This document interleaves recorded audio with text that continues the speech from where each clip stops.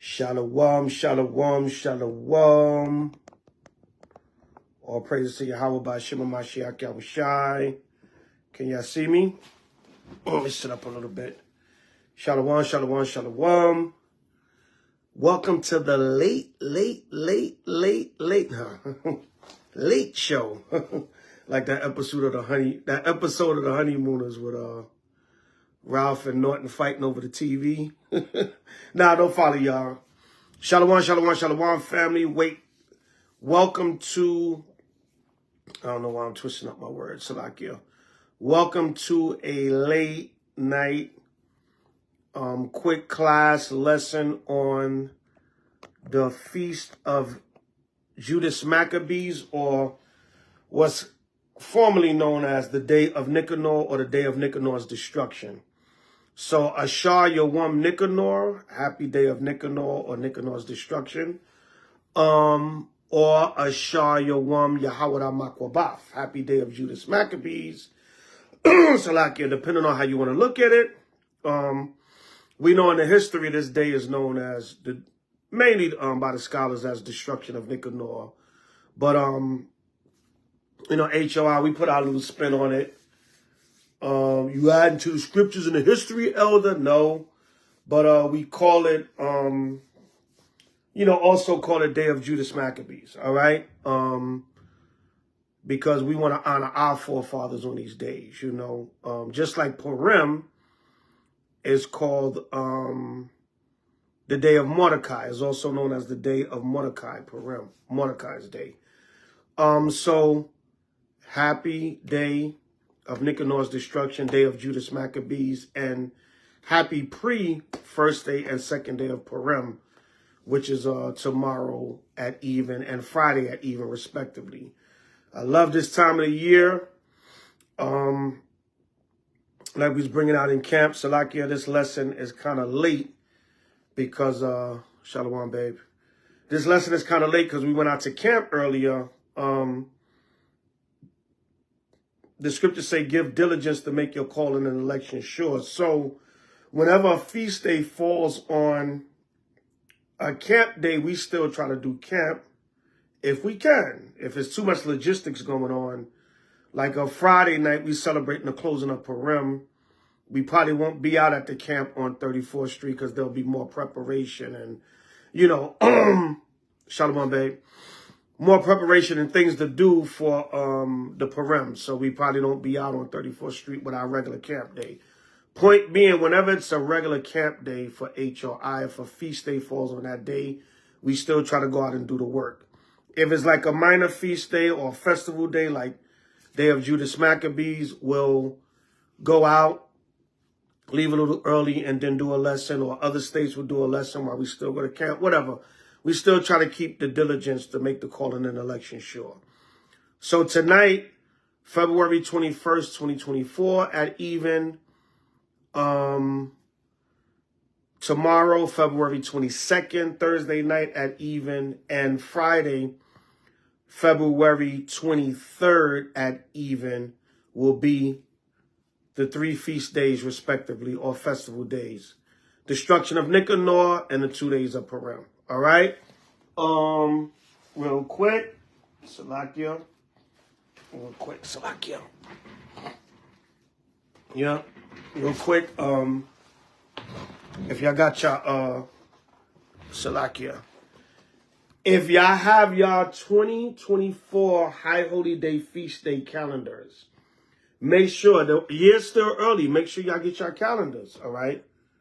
Make sure y'all get your calendars. But check this out, right? A lot of y'all, you got the calendars and you're still asking me about how the feast days go, right? This is how you read the feast days, Israel. All right? Pay close attention. Tonight, if the feast falls tonight, right? It's sundown tonight, Wednesday night. That means tonight starts the Feast of Nicanor when it went sundown tonight. Tomorrow throughout the day, it will still be the Feast of Nicanor. Tomorrow night, the 22nd, Thursday, when it gets dark at even, that starts the first day of Purim, right? Throughout the day, Friday will still be the first day of Purim. Friday night, when the sun goes down, it starts the second day of Purim. Throughout the Shabbat on Saturday will still be the second day of Purim. Saturday night, the 24th, when the sun goes down, Purim is over. Do everybody understand? Give me a con 777. Because some of y'all got the calendar and you're still... We know some of y'all are nervous and you want to make sure you're doing it right, but sometimes Israel, the writing's on the wall for y'all. I know y'all want to be careful, but sometimes you got to... Because if we get... If I get 10, 20 people that say, Elder, I'm just trying to make sure we want to help you as much as we can, but sometimes you gotta understand what's there, and we go over it. And some of the times we know y'all want to be sure, but sometimes some of y'all, you just gotta see what's there and understand it. All right? Because if we get 50 people saying, does it end the 24th? It's right there. We always explain. The way H.O.I do it is simple. The day you see on the calendar, that's the day. That night is when the feast starts. So if the Feast of Nicanor is Wednesday, it don't start. We don't mean it starts Tuesday at sundown. No. We mean it starts Wednesday. The day you see is when it starts at that night. Or so-called in this system. You know, it can be a little tricky, but that's how you read the calendar. All right? This is February. So-called 2024. Now, y'all still have time to get your calendars. You got 10 more months left of, you know, this society's calendar. Get your calendars. Inbox me here on Facebook or email me at houseofisraelnyc@gmail.com. All right? But that's how you read the feast days. When you get the calendar, that's how you read the feast days. All right? And make sure y'all get y'all calendars for the rest of the year. And we have flyer calendars we can send electronically or physically also. But anyway, Shalom Karima. Shalom Israel. Again, tonight, I know I'm coming to y'all kind of on a late night tip, Salakia. But you know, we were out at camp earlier and I said I would do a little quick lesson on this feast, all right? What does it commemorate? So we're going to get right into it. It's 2nd Maccabees. We're going to go to 2nd Maccabees, the 15th chapter. We're going to go through the whole 15th chapter. Now, y'all homework. Tomorrow throughout the day, y'all read 1st Maccabees, the 7th chapter, and you read 2nd Maccabees, the 14th chapter on your own. That's your homework. I'm going to just get right to the 2nd Maccabees, the 15th chapter, just to cut right to it. We're going to breeze through it to give you the basic understanding of what this feast day entails. All right? What we're celebrating tonight. So, 2nd Maccabees, the 15th chapter, the 1st verse. But Nicanor, hearing that Judas and his company were in the strong places about Samaria, resolved without any danger to set upon them on the Sabbath day. Shalom, Daniela. Shalom, King Pinda. Shalom, again, Karima. Yona Israel. Elijah Isaiah. Shalom, everybody tuning in. All right? Glad to see y'all up on a late night. Right? So Nicanor was a Greek general under the Seleucid Empire, coming under Antiochus, the Antiochian line. Antiochus IV. And he was also under Demetrius Soter the first. These were Greek kings and leaders. And Nicanor was a top military general under the Greek army, under the Seleucid Empire. He was part of the strategos, or strategoi. I hope I'm pronouncing it right. Which was Greek for military or army leaders, right? But these were like top military or army leaders. So in the Greek invasion of Jerusalem, during the time of the Maccabean revolt, Nicanor was one of the top generals trying to fight against Judas and the Maccabean family, or what's known as the Hasmonean dynasty, trying to fight against them to get complete control of Jerusalem and the temple. They were a resistance. They were a revolutionary group that was raised up by the Most High. It was prophesied in the book of Daniel that they was going to fight off the Greek Inquisition and have control of the city and the temple to keep our people worshiping the Most High for certain periods of time, until eventually the Romans came in and took down everything. And then 70 AD, after Yahushua's death, that's when we completely fell to Edomite rule. So that's some of the brief history to you. Y'all can look this stuff up on your own. But now it's a battle between Judas, Maccabees, and the Israelite revolution against the Greeks, their armies, the other nations, and the sellout Israelites for control of Jerusalem and the temple. All right? That's where we at right now. So again, 2 Maccabees 15:1. But Nicanor, hearing that Judas and his company were in the strong places about Samaria, resolved without any danger to set upon them on a Sabbath day. The reason why I said he resolved without any danger, because he didn't care if the Sabbath day was the Most High's, and the risk he was taking fighting against the chosen people on their chosen day of worship. He didn't care. He didn't care about no danger. He didn't care about what would happen to the people, the armies, whatever. All right. Verse 2. Nevertheless, the Jews that were compelled to go with him said, because he had Israelites fighting with him against their own people.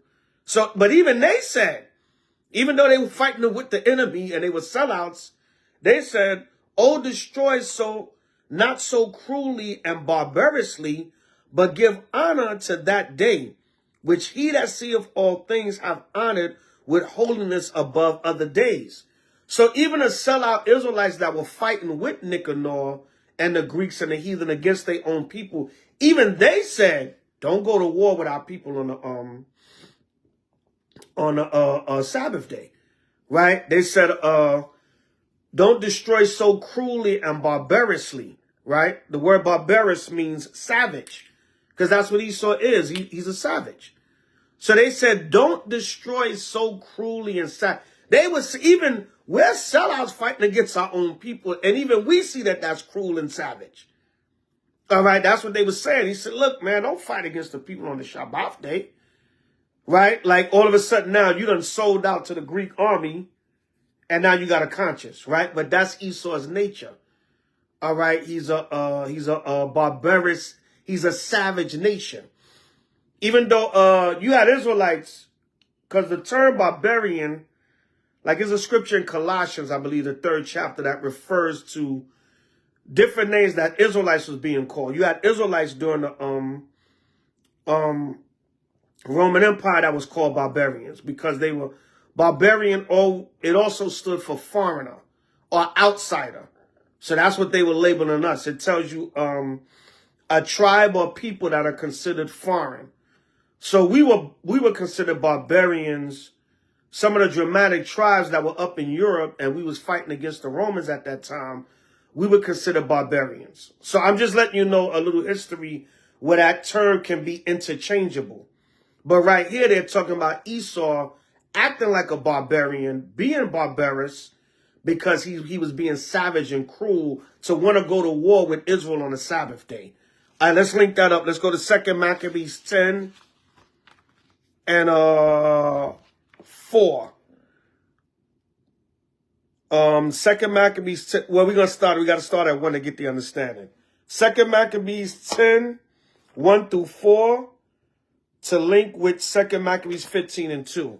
Now, Maccabees and his company, the Lord guiding them, recovered the temple and the city. This is when they took back the temple and they set up the Feast of Dedication, or the Hanukkah. But the altars which the heathen had built in the open street, and also the chapels, they pulled down. And having cleansed the temple, they made another altar, and striking stones, they took the fire out of them and offered a sacrifice after 2 years, and set forth incense and lights and showbread. So they cleansed the temple, and they were getting the temple back in order. Verse 4, when that was done, they fell flat down and besought the Lord Yahweh that they might come no more into such troubles, but if they sin any more against him, that he himself would chasten them with mercy. So they prayed to the Most High that if we sinned against you, may you send a direct punishment and judgment upon us, and chasten us with mercy, meaning punish us, but punish us to the point where we can repent. Don't destroy us, all right? So Israel was acknowledging that they sinned against the Most High, and that's why he sent the Greeks on them. See, we knew we were spiritual people. Not like now how people get proud. They think they're not doing nothing wrong. Even in the truth a lot of times. You can't correct Israel. They think they're doing no wrong.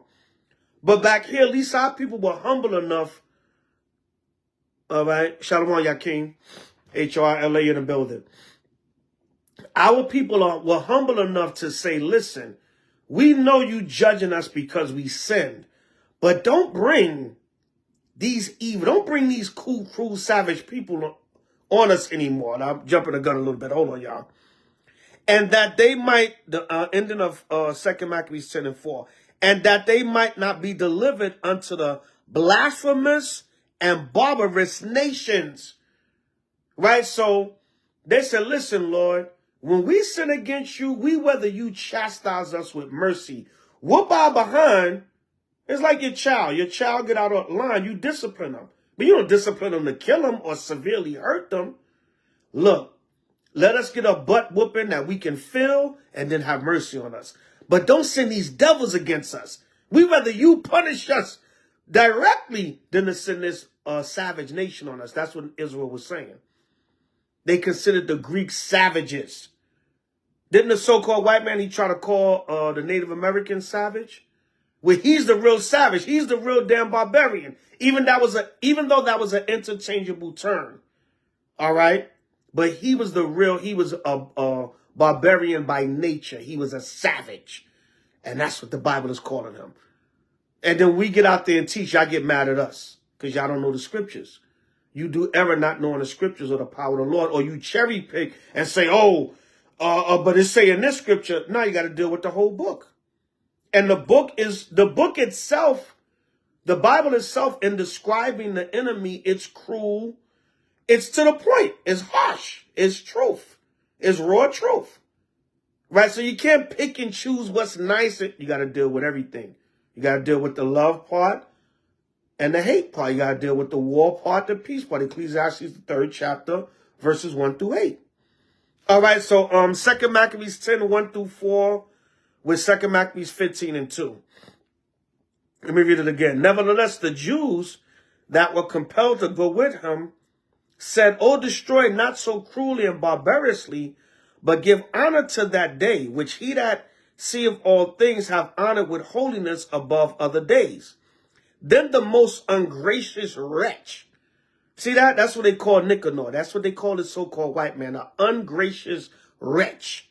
Right? Demanded if there were a mighty one in heaven that had commanded the Shabbat or the Sabbath day to be kept. So this devil going to get proud and say, is there a God in heaven that commanded the 7th day to be kept? Right? That's the pride of the so-called white man.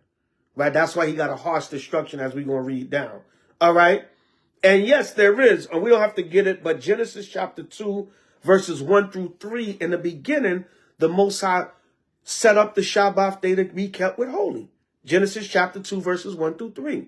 Genesis 2, 1 through 3, with 2 Maccabees 15 and 3. Now verse 4. And when they said, there is in heaven a living power, Yahweh, and mighty, who commanded the 7th day to be kept. So the Israelites was telling him, look,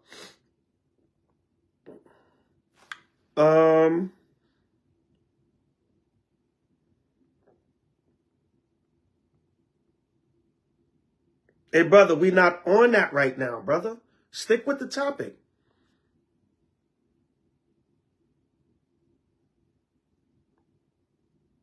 All right, brother, we'll get to that. Just let me get through this, brother, all right? Yes, we do celebrate the day of Simon, all right? Let's stick with what we got, though, brother. All right? But yes, we celebrate the day of Simon, Salakia. But reading on, y'all. That was 2 Maccabees 15, 3 and 4 with Genesis 2, 1 through 3. All right, verse 5. Then said the other, and I also am mighty upon earth, and I command to take arms and to do the king's business. Yet he obtained, Salakia, yet he obtained not to have his wicked will done. All right, so here's Esau in his pride, boasting and bragging again. all right, boasting and bragging again in his pride, all right, because when you check it out, a lot of the Edomite Greek leaders and generals, they fashion themselves as gods, like Antiochus Epiphanes. Epiphanies mean God manifests, or like you have an epiphany, you have a manifestation from God, but he named himself that. He said, I am Antiochus Epiphanes. I am the manifestation of God. And that's how a lot of these Edomite devils, that's how they are. All right, when you had the DC sniper, the so-called DC sniper, they blamed it on a black Muslim, that Muhammad guy, which was a lie. That was all set up. That was a CIA government operation to push more terrorism laws in the land. But they were giving out tarot cards.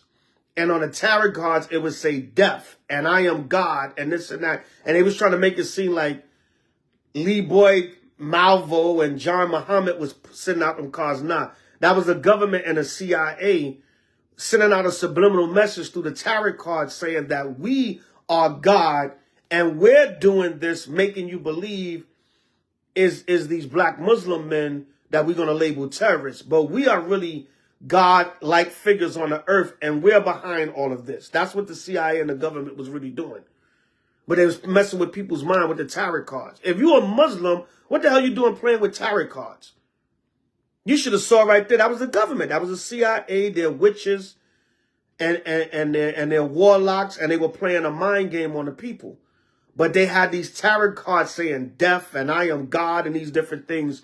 Go back to the DC sniper situation and study that, right? But reading on, verse 6. So Nicanor, in exceeding pride and haughtiness, determined to set up a public monument of his victory over Judas and them that were with him. So he basically was saying, listen, I'm going to kill Judas, and I'm going to chop up parts of his body and hang them up and make it a public monument, right? You see the evil and the pride of the so-called white man? Like during slavery, and I was going into that the other day. During slavery, that's what they used to do. All right, they used to hang us, lynch us, and not even during slavery, in modern day time. How do they do that now? You know what they do now? They kill us and they take our body parts. Same thing back then. All he was doing back then, he was saying he was going to kill Judas and chop up parts of his body and make it for a public monument. What they do now, they do it privately. They kill our people, chop our bodies up, take our organs, and put them in the bodies of old 80-year-old Edomites that want to try to live another 50 years because they got $20 billion in the bank and they want to keep living. All right, that's all they do. Same thing. No difference. The apple don't fall too far from the tree. But this is Proverbs 21:4. Proverbs 21:4. And high look and a proud heart, and the plowing of the wicked is sin. Meaning, when it says plowing, meaning their ways. All right, like you plow when you plant crops, like sowing seeds. They sow seeds of wickedness. So the plowing of the wicked is sin. Right? So the Most High said again, Proverbs 21:4. And high look and a proud heart, and the plowing of the wicked is sin. So that's Proverbs 21:4 with 2 Maccabees 15:6. Again, let me read 6 again. So Nicanor, in exceeding pride and haughtiness, determined to set up a public monument of his victory over Judas and them that were with him. But Maccabees had ever sure confidence that the Lord would help him. See that? That's how a lot of y'all ask sometimes over the years, like, how do y'all go out there and teach? Right? How do y'all go out there and teach? Like, and I'm going to say this, I'm going to make a bold statement. Over the years, some of you other Israelites out there, like individualites, whatever, I ain't starting trouble, nothing, is the truth. A lot of y'all, you hate the camps. But you know what it is? I figured it out. This is a part of it. A lot of y'all hate the camps because y'all can't do what we do. The spirit, for whatever reason. Maybe you wasn't called to do street ministry. Maybe you're scared. Maybe you're a shook one like Mobb Deep said. I don't know. Maybe you're a coward. You yellow, as Esau would say. I don't know. You don't have confidence. You didn't build your confidence up. You're not bold enough, but you don't have that spirit to go toe-to-toe with the people out there in the streets. So a lot of y'all hatred for camps, it actually comes from you're not able to do what we do. Now, why do I say that? Because, and that's not to be arrogant or proud or negative or anything. And it's not because I myself have been a man that been going to camp for years. But I serve Israel I don't just go to camp. A lot of y'all get proud with that too. You think you all that because you just go on the street corner. You don't know what we do. Feast days, we do charitable things, we build, we have classes, ministries, and we don't brag about everything we do. A lot of stuff is behind the scenes. You don't have to see everything. Oh, you need to put that or post that up. No, we don't. We don't have to show Israel everything that's being done. But what if we did just go out and teach our people? What's wrong with that? A lot of y'all woke up from us teaching y'all on the street. We going out there saving souls, thousands of them, probably millions now, hundreds of thousands. A lot of people woke up to this truth from street ministry. So, because we're not doing anything wrong. You say we're condemning people. No. The camps go out there. Everything we do, we back up with scripture. A lot of y'all get mad and y'all hate on us because you can't do it. Let's just call a spade a spade. Like Paul said, I'm going to come to a little foolish boasting. But this is not really about boasting or being proud. But I notice a lot of people that's always condemning the camps, you don't go out and teach your people the damn thing. Because you don't, the Most High, he didn't give you the spirit, or you too scared to embrace the spirit, or whatever it is. A lot of it is fear. A lot of it's fear. A lot of y'all are scared of this system and the so-called white man. But anyway, either way, whatever. That's between you and the Most High. You know, I can't say nobody not going to be saved because of that or whatever. But that's what it is. You condemn the camp a lot because you can't do it. The spirit is not with you. Right? Right? So, you know, whatever the case may be. All right? I'm not here to judge nobody's worthiness or works, but you hate the camps for that reason. That's just true. Right? But let's read on. It says, but Maccabees had ever sure confidence that the Lord would help him. Right? The reason why I said all that to say, a big reason why we're able to go out there and teach our people, because we have confidence that the Lord will help us. Right? We have confidence that the Most High Power Yahweh, by Shema Mashiach Yahushai, would help us. He would be with us. Yeah, we know. We putting our life on the line. People want to kill us. They hate us. Other Israelites hate us. You know, other Israelites have come up to camps and tried to be violent towards brothers and do different things to brothers because they were teaching the word. I'm talking about other Israelites because they were mad brothers was out there. All right, this is Hebrews 10:35. Hebrews 10:35 to go with 2 Maccabees 15 and 7. All right, so like, y'all, this is sort of an impromptu lesson, but I plan to do it anyway. Hebrews 10:35. Cast not away therefore your confidence, which have great. Cast not away therefore. Let me slow down. Cast not away therefore your confidence, which have great recompense of reward. Right? See, when you have confidence, it has great recompense of reward. That's why I said, he that served the Most High, you must have faith.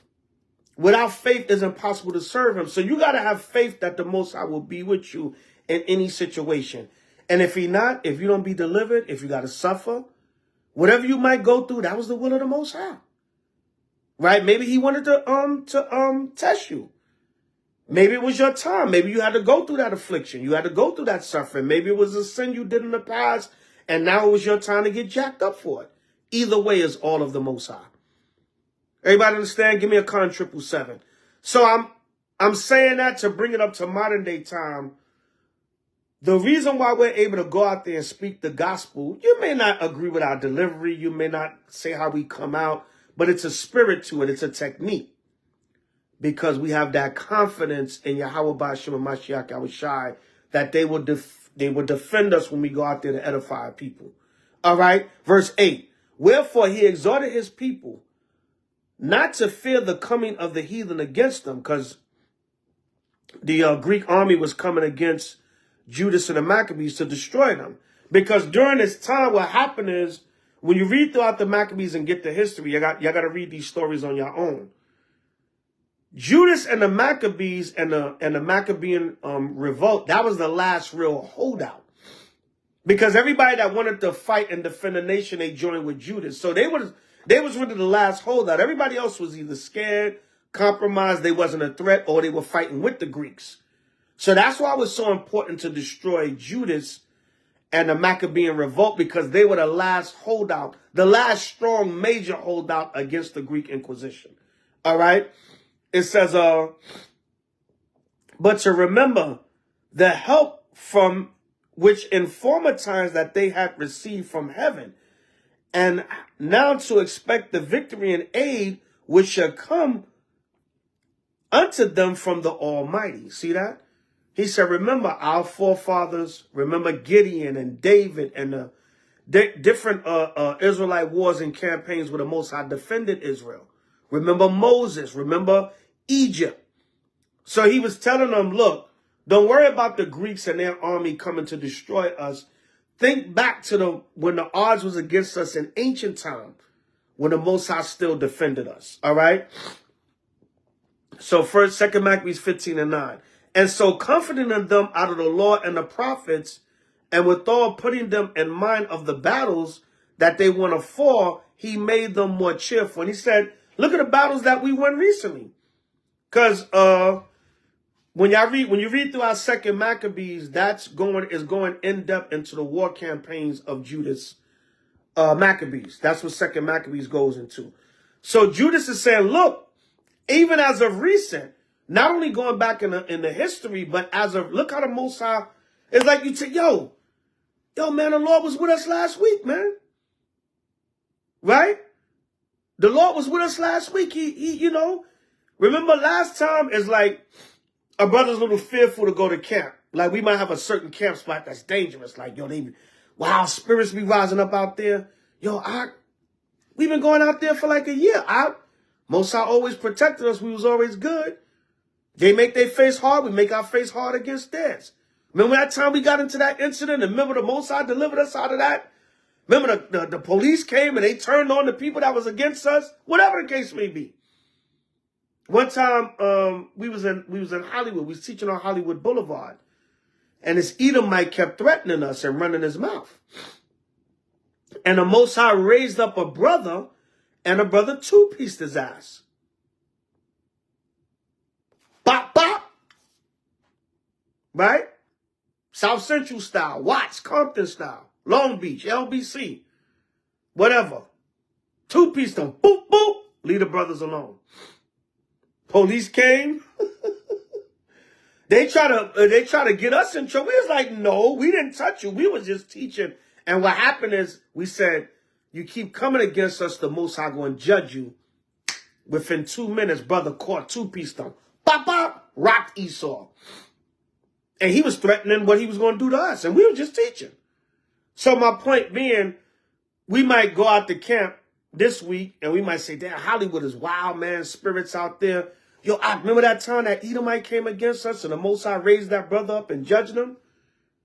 Right? So, you know, just an example. That's what Judas was doing. All right. It says, and so comforting them out of the law and the prophets, and withal putting them in mind of the battles that they won afore, he made them more cheerful. Right? So he comforted them out of the word and the prophets. This is our comforter right here. This is our comforter right here, Israel. All right? Let's go to Romans 15:4. Now, there was a brother running around by the name of Tazadakia, and he was calling himself the God-sent comforter. He was calling himself the Holy Spirit, right? That brother, he perished. He passed away in COVID. I'm not going to mock the brother, you know, whatever. The Most High spoke in that situation. Most High took him.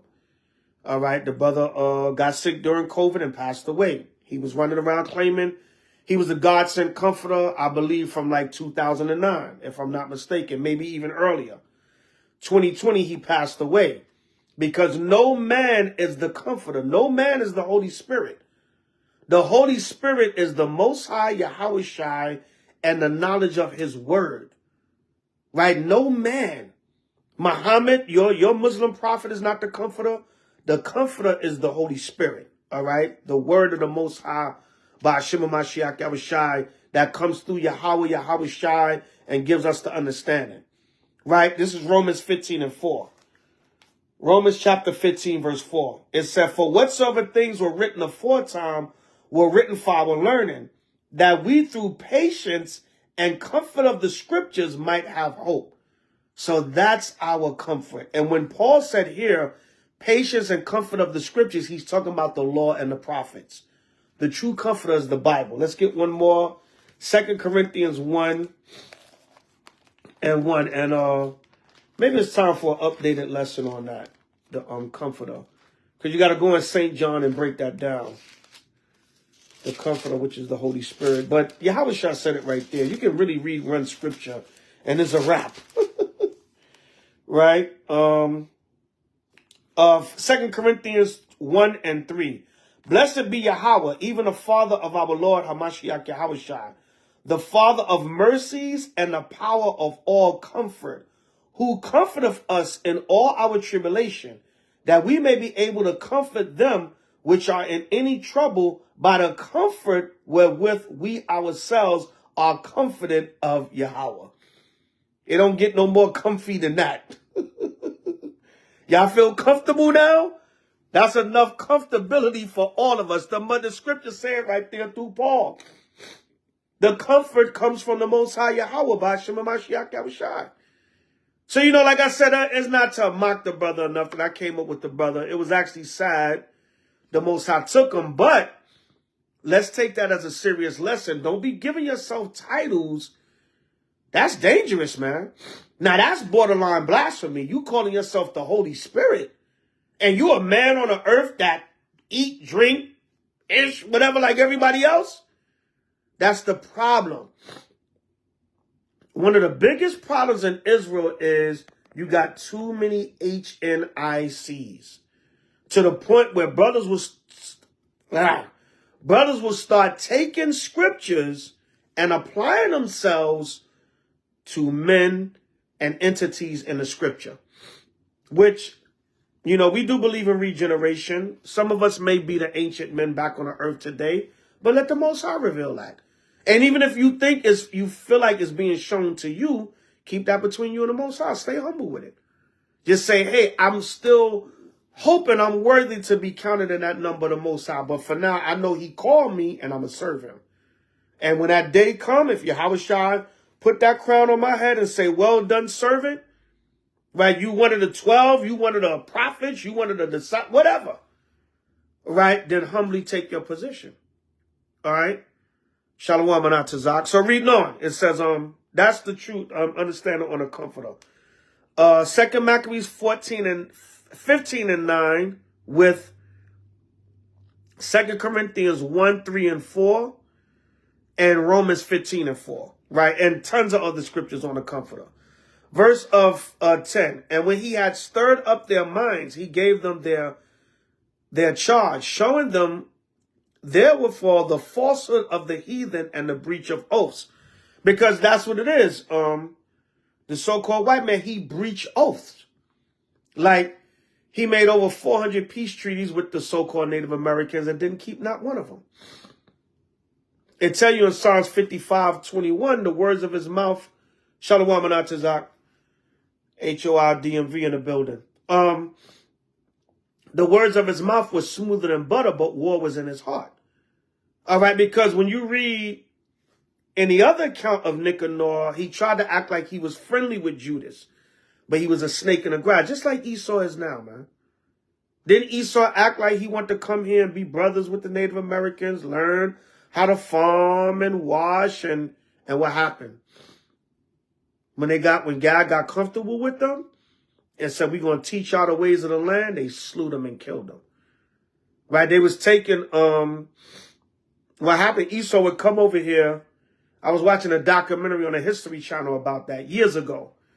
Esau would come over here and they would kill 1 or 2 Gadites, right? They would kill 1 or 2 Gadites and they would take them back to Europe, right? And they would cut their body parts open and study Gad's body and mechanism, right? This devil got to pay, man.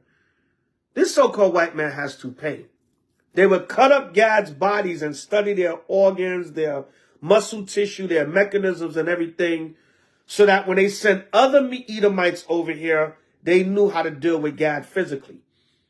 That's why they was so violent amongst Gad, because they was like, these are some strong people. We gotta be severe. We gotta be like barbarous, blasphemous, savage, cruel people with them. Because they're strong, their bone structure and muscle mass and tissue, yeah. They went back with they bodies.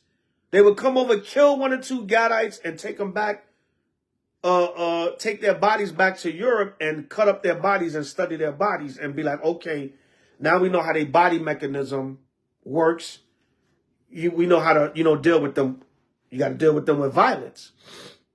Right? Y'all watched that movie, Killers of the Flower Moon. I did a review on that, of how they was killing the Native Americans that had discovered oil here in the States and taking their oil and riches from them.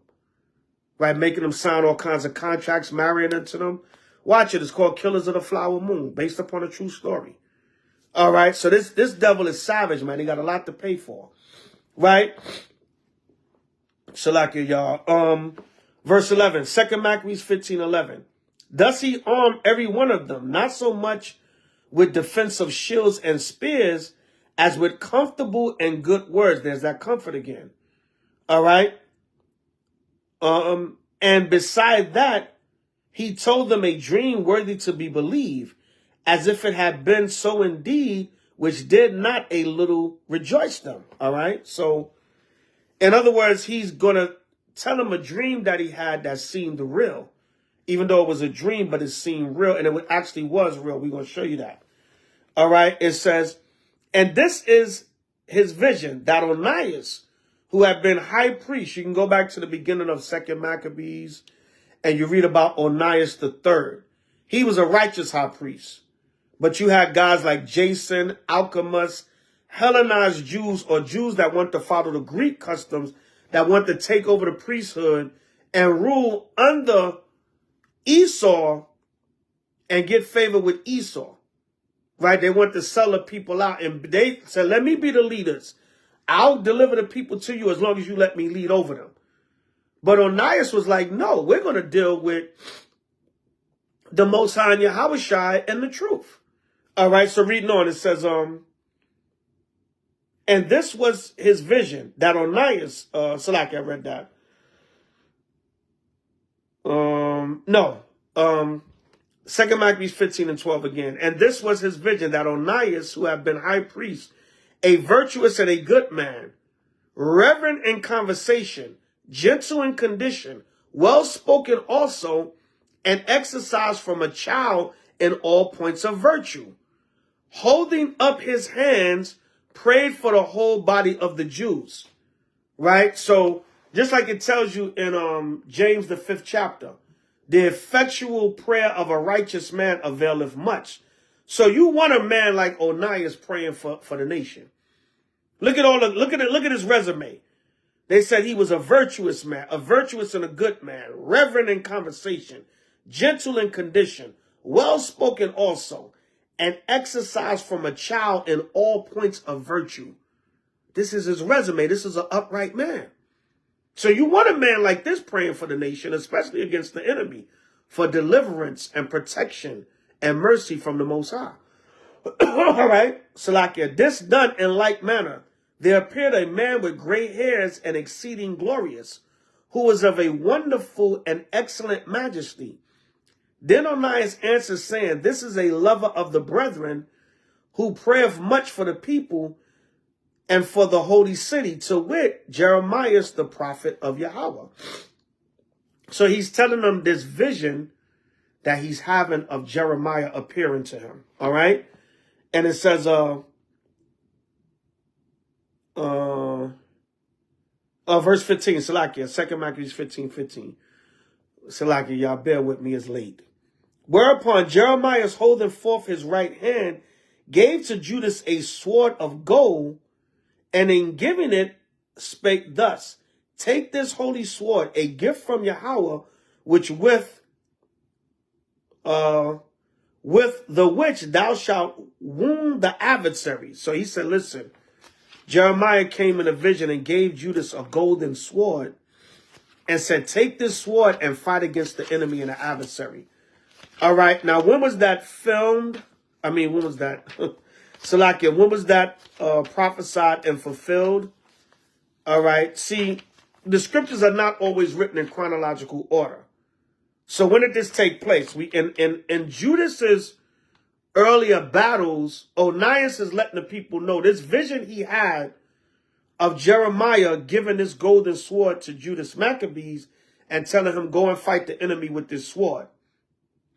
It took place during a battle that Judas actually had.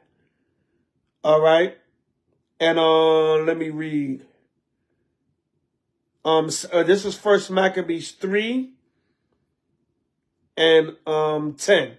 It says, then Apollonius gathered the Gentiles together and a great host out of Samaria to fight against Israel, which thing when Judas perceived, he went forth to meet him, and he smote him and slew him. Many also fell down slain, but the rest fled. Wherefore Judas took their spoils and Apollonius' sword also, and therewith he fought all his life long. See that? So that vision in 2 Maccabees that Jeremiah had of that golden sword that Judas was going to take to fight against the enemy, it was fulfilled when he defeated Apollonius and took Apollonius' sword. He took the enemy's sword and fought for the rest of his life with that sword. And Jeremiah told him, that's how you're going to defeat the enemy, through a vision that Onias had. All right. So a lot of times things are not written in chronological order, but you got to go back. That's why it's precept upon precept, line upon line, here a little and there a little. Right. Reading on, it says, thus being well comforted, there's the comfort again, by the words of Judas. It didn't say some man had to come and be the Holy Spirit. They were comforted by the words of Judas. Because Judas was going back to the Most High, Yahweh, the law, the prophets, and righteous visions and dreams that they were seeing that the Most High was going to be with them. All right. It says, which were very good and able to stir up to valor and to encourage the hearts of the young men. That's why in the laws of war in Deuteronomy 20, if you're scared, you got to stay home. You got to stay back with the women and children. Because what happens? You will bring fear into the rest of the camp. If you fearful and scared and like you're not ready to, everybody got to be ready to go all out. So that's why you said, look, if you're scared, you got to stay home. That was in the laws of war. You couldn't be scared going out to war. All right. Let me see real quick. 1 Maccabees. Let me get it real quick. Y'all bear with me. Bear with me. Bear with me. 1 Maccabees 3 and 56. 1 Maccabees 3 and 56. But as for such as were building houses, or had betrothed wives, or were planting vineyards, or were fearful, those he commanded that they should return, every man to his own house according to the law. See that? So,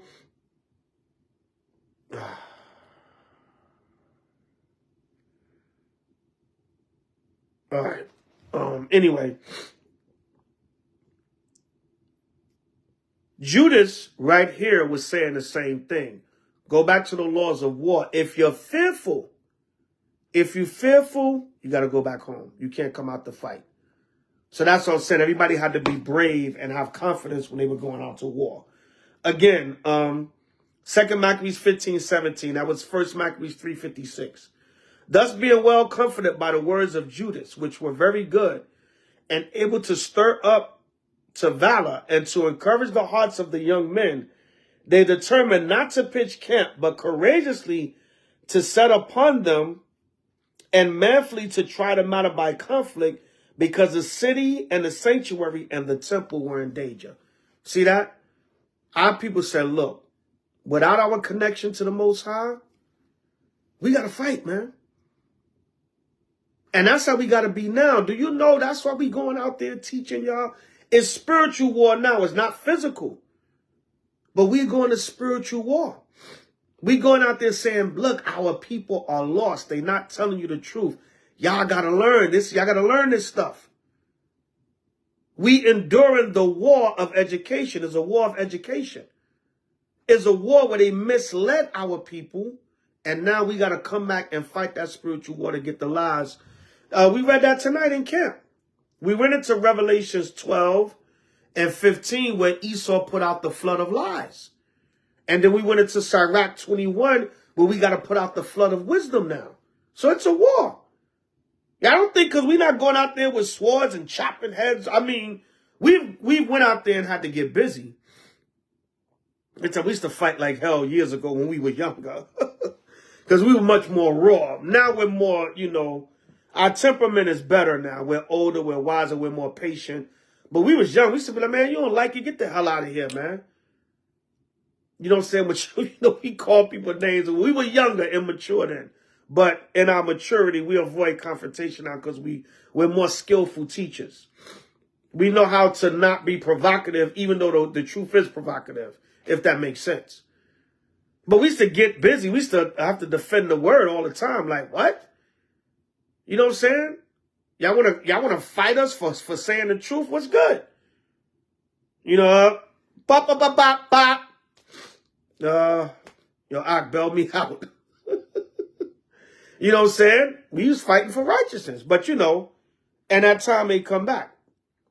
Like the rapper Killer Priest said, fought physical in a spiritual fight. But right now, it's spiritual Israel. Don't go out there thinking you're going to kill 10,000 Edomites. You're going to get a sword. No. Go out there with the sword of the tongue now. Defeat them defeat them with truth. That's our weapon right now. Going out there and bringing our people back to the law, statutes, and commandments of the Most High Yahweh. All right, reading on. It says, for the care that they took for their wives and their children, their brethren and kinsfolk, was in least account with them. But the greatest and principal fear was for the temple. Now, that don't mean they didn't love their wives, their children, their brethren. That don't mean that. But what did it mean? Their first love was serving the Most High and the Mashiach Yahushua. That's what it's talking about. All right? So don't get simple, you know. Y'all brothers, you see, you can't love your wives and your children and your family. You can't, you know. No, it's not talking about that. All right? It's talking about the first love. Your first love is serving the Most High Yahushua, because without that, we're nothing as a nation.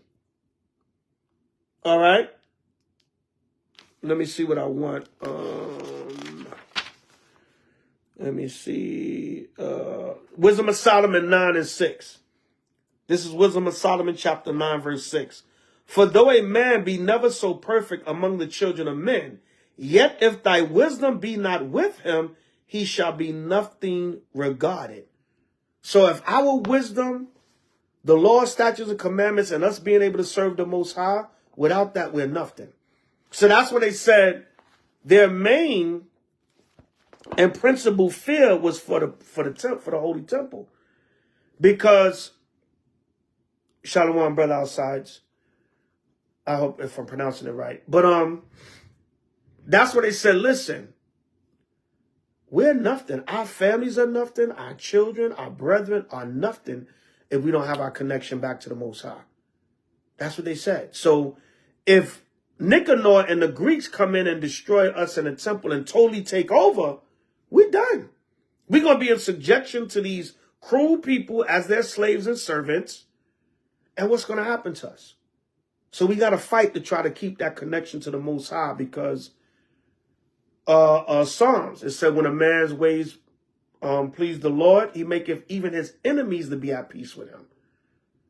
Right? Shalom, son, captains in the building. All right, so we was always trying to connect back to the Most High because we knew that's where our strength was at. the wisdom, knowledge, understanding, the sacrifices, the temple, the law. We was always trying to get back to that because that's where our strength was at. Everybody understand? Give me a con 777. All right, it says, also they that were in the city took not the least care of being troubled for the conflict abroad. Right? Shalom. Happy day of Judas Maccabees. Happy day of Nicanor's destruction. So they said, listen, we can't care about nothing else but getting our connection back to the Most High. Why you think this society teaches us to break the commandments? Just got paid Friday night. But some of y'all, you believe the Sabbath is all kinds of days now. But, not taking a shot at nobody. It is what it is. But this system, why you think they put pork in everything? Pork in sneakers, pork in toothpaste, pork in deodorant. Again, what the hell is pork? I was reading somewhere they were putting pork enzymes in chicken cutlets. White meat, whole white meat chicken cutlets. You don't like the skin and the bone. You get you some cutlets, cut them up, make you chicken tenders, whatever you do, make a salad. They injecting swine hormones into the chicken to keep you unclean, to keep you away from the law, statutes, and commandments of the Most High. All right? So our forefathers understood that. We got to connect back to the Lord because that's where our strength and power is. All right? Verse 20. 2 Maccabees 15:20. We almost home. And now, when as all looked what should be the trial, and the enemies were already come near, and the army was set in array, and the beasts conveniently placed, and the horsemen set in wings, Maccabees, seeing the coming of the multitude, and the diverse preparation of armor, and the fierceness of the beasts, stretched out his hand toward heaven, and called upon Yahweh, that worketh wonders, knowing that victory cometh not by arms, but even as it seemeth good to him, he giveth it to such as are worthy. So Judas was like, look, all that big army they got, all the beasts and all the armor, and we outnumbered, don't worry about that. If the Most High is with you, that means nothing. All right, Proverbs 21. Proverbs 21. I always like to link this up with this verse. Proverbs 21 and 30. I believe it is. Proverbs, let me get it. Proverbs 21 and 31. Salakia. Proverbs 21:31. The horse is prepared against the day of battle, but safety is of Yahweh. There you go. All right. It says the horse is prepared against the day of battle, but safety is from Yahweh by Hashem Mashiach Yahushua. You see that? So, just like it said in Maccabees, right? He's seen the beasts and all the preparations of armor and all the fierceness of their army. Judas got him 3,000 men. It said Nicanor had a mighty host. But Solomon said the horses get prepared against the day of battle, but safety is of the Lord. Right? You know what I'm saying? It's like somebody coming against you, like in Palestine. They be over there with the Israelis, be having their tanks and everything, and the Palestinians will throw a damn rock or a Molotov cocktail, and it'll just jack their damn tank up. Because the Lord was with them. The Lord said, look, I'm going to let you win this little battle right here. So, the Most High fights for the underdog, especially the underdog Israelites. So a lot of times, if the Lord is with you, no matter what, no weapon formed against thee shall prosper. Isaiah 54. All right, so reading on, it says, 2 Maccabees 15:22. Therefore, in his prayer, he said, after this manner, O Yahweh, thou didst send thine angel in the time of Ezekiel, king of Judea, meaning Hezekiah. All right. And didst slay in the host of Sennacherib 180,500. Sennacherib was an Assyrian king that tried to come and invade the northern kingdom of Israel. The southern kingdom of Israel. Like he invaded the northern kingdom. He thought he was going to conquer the southern kingdom like they were able to conquer the northern kingdom. But it wasn't time. The Babylonians was prophesied to,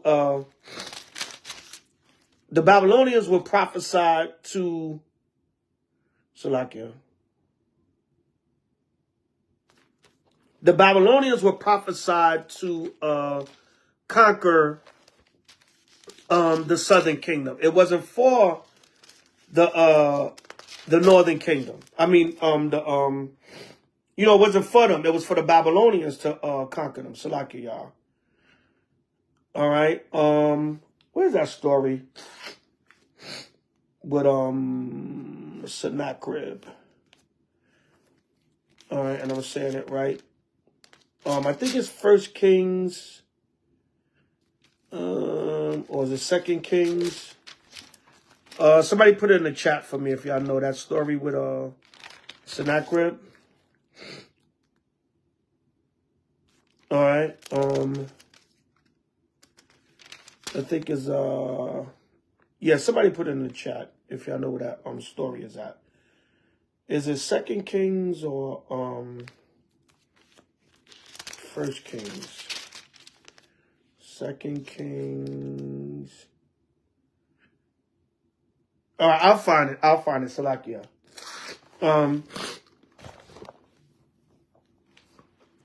I'll find it, Salakia. But he was saying that going back to whenever Israel had a host against them, right?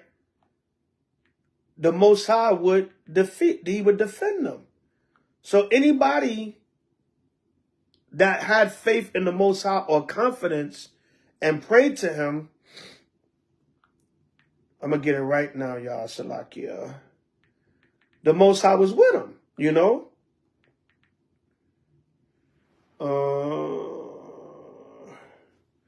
185,000 soldiers. Salakia. Where my scholars at? All right. It was not even giving me the scripture and the blue letter. Where my scholars at? Find that scripture for me, y'all, real quick. I know it's I believe it's 2 Kings. All right. 2 Kings. 2 Kings 18. Salakia, y'all. Yeah, 2 Kings, the 18th chapter. My bad. When the Most High, he killed, 2 Kings, the 18th chapter. You start somewhere around the 20, somewhere in the 20s. All right. 2 Kings, I believe, is the 18th chapter. Started 2 Kings 18 and 13. Yeah. All right. And when you read down, you want to read down, and it's going to tell you, just read, 2 Kings 18, the water, Daniela. Daniela Salakia. 2 Kings 18, and you start at around 13, Salakia. Or read the whole chapter for homework. So, Judas right here, let me read that again. Therefore, in his prayer, he said after this manner, O Yahweh, thou didst send thine angel in a time of Hezekiah, king of Judea, and didst slay in the host of Sennacherib 184,500, meaning 185,000. All right. Score means is 20, and 4 means 80. So he said, I'm gonna go back to the time whenever Israel was outnumbered, and not the Lord just sent an angel and killed 185,000 Assyrian soldiers that was trying to invade southern Israel before it was time for the Babylonians to come and invade them. All right. See, a lot of the heathen nations, they were greedy. That's why the Lord had the Babylonians come and conquer the Assyrians empire. That's why when you read in Judith, I believe it is, the Babylonian Empire is referred to as the Assyrian Empire. And the reason why that would happen, is because when a nation conquered another nation, that became, like, let's say America conquered Canada. Technically, America be called the Kingdom of Canada because they conquered Canada now also. So that's why even the Babylonians was called the Kingdom of Assyria, because they conquered the Assyrian kingdom. All right. Yeah, 20 and 37. Chapter 20 and verse, no, there's no 37. But either way, 2 Kings, the 18th chapter, right? With the story about the 185,000 being killed. But the point being, he's going back. Shalom Zephaniah. He's going back to that time and telling Israel, look, the Most High sent an angel to kill 185,000 of our enemies. You think he can't do that to this Greek army? All right, again, verse 23 now. Wherefore now also, O Yahweh, Lord of heaven, send a good angel before us for a fear and dread unto them. Again, the Most High said in the laws of war, back in Exodus, he can send an angel before us to put fear in our enemies. So by the time we get to them, they scared to death. You know, we conquer them. We destroy them and conquer them with no problem. Then Nicanor and they that were with him came forward with trumpets and songs. All right, from the walls of Montezuma to the shores of Tripoli. You know, Esau got all these proud war songs about him conquering. Right? I came, I saw, I conquered. So they singing and chanting and playing trumpets like, yeah, you know, like we coming to conquer. All right. But it says here, but Judas and his company, right? Because Esau is proud. And that's another thing. When you go to war, you got to be humble also. You got to have pride and confidence in the Most High defending you, but you also got to be humble. All right. So a lot of times, when even like in a fight sometime, if a certain component is proud and you know, oh, I'm going to just dust them off, whatever. A lot of times that's a person that get their ass whooped. Because you got to come into a fight humble and serious, like, you know, especially when it comes to us, we got to believe that the Most High will have our back. All right. Let me see. Salakia. I was just looking up something real quick. All right. Reading on, it says, but Judas and his company encountered the enemies with invocation and prayer. All right. Invocation meaning they were calling on the Most High. Most High Yahweh power, defend us. Defend us. Kwam Yashala. Defend us against these enemies. Yahweh Bashima Mashiach Yahushai. Kwam Yashala. Defend us against the enemy. They was talking to the Most High and praying, sending up prayers as they was about to go to battle. But Esau blowing trumpets and singing songs like it's sweet. You know, cheer. They already cheering already like they won already. Yeah, you cheer afterwards. But that, you know, they go on to fight. They, Hashem Mashiach Yahushai, you know what I'm saying? Haraga Yab Yad. Kill our enemies. You know what I'm saying? Einash, right? Punish our enemies. Right, they chant to the Most High and sending up prayers as they go into battle. Invocation and prayer. All right, so that fighting with their hands and praying unto Yahweh with their hearts. No stabbing a Greek through the heart. Right? All praises to Yahweh. Ah! Don't mind me, y'all. No folly. See that? They was calling on Yahweh as they was killing the enemy. It says so. That fighting with their hands and praying unto Yahweh with their hearts, meaning their minds, they slew no less than 35,000 men, for through the appearance of Yahweh they were greatly cheered. Right? See that through the appearance of the Most High's power they were greatly cheered. So with 3,000, they killed 35,000 of the Greek army. And you know, it might have been Greeks up in there, other nations, even wicked Israelites. All right, and all that because the Most High was with them. The horse is prepared against the day of battle, but safety is of Yahweh Ba'ashem and Mashiach Yahushua. All right, Most High with you. We don't have to get it, but you can get Isaiah 44:1. David said, "Blessed be Salakia." Let me just get it. Salakia, y'all. I got over a cold I had for like a while now. I'm just still battling under the weather. All right. Psalms 144 verse 1. Blessed be Yahweh my strength, which teacheth my hands to war and my fingers to fight. All right, see that? So the Most High, he got to be with you in the fight.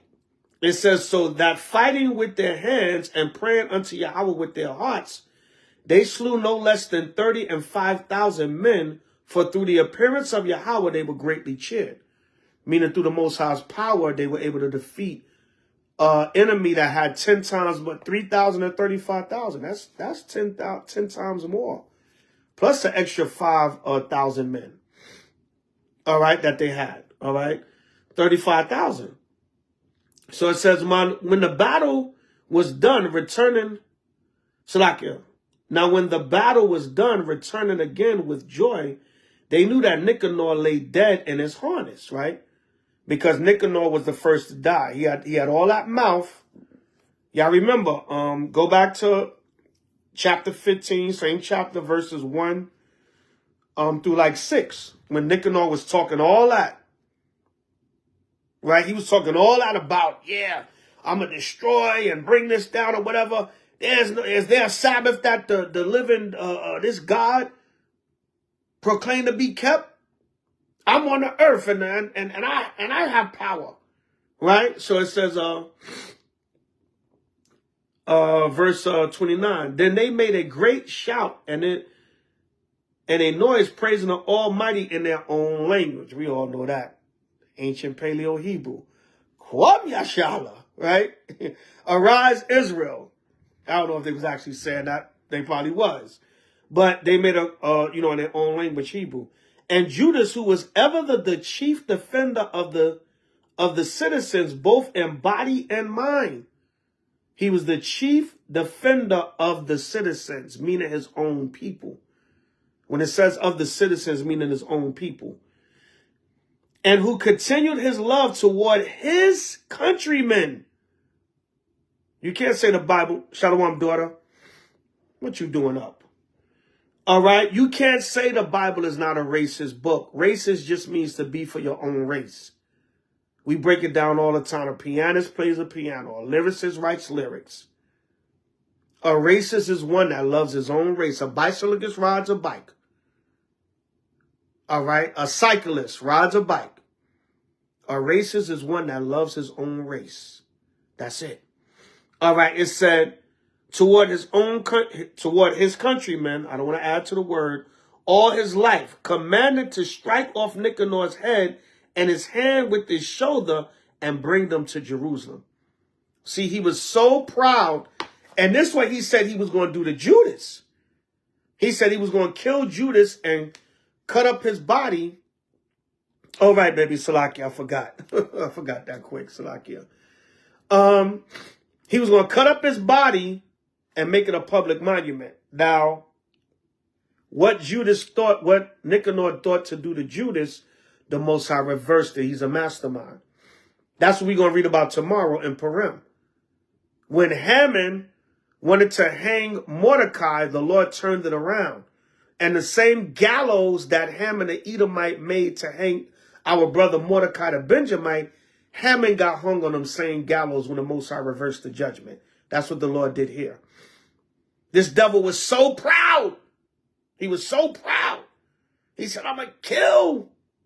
And when you read the account in 1 Maccabees 7, it said Nicanor bare deadly hatred against the Jews. These people hate us. They're proud, and look how the Most High destroyed them. So it says, he struck off Nicanor's head and his shoulder with and bring them to Jerusalem. So when he was there and had called them of his nation together and set the priests before the altar, he sent for them that were of the tower and showed them vile Nicanor's head and the hand of that blasphemer, which with proud brags he had stretched out against the holy temple of the Almighty. Because they cut off Nicanor's head and his right hand, and he pointed to the temple with his right hand and said, if y'all don't deliver me Judas, I'm going to kill him, and I'm going to cut up his body and make it a public monument on the temple, and I'm going to destroy the temple. So with that same right hand he stretched out, the Lord chopped it off and said, we're going to hang it up as a monument. See, Esau, your pride will get you destroyed and killed. All right?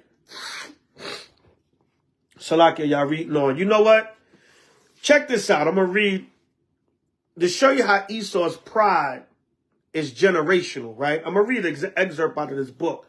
This book is called Shocking Secrets of American History. 115 Surprising and Amazing Tales, Salakia, by Bill Coate. Right? I was reading this and I said, look at Esau's pride. Their pride is generational. Check this out. This is a short story.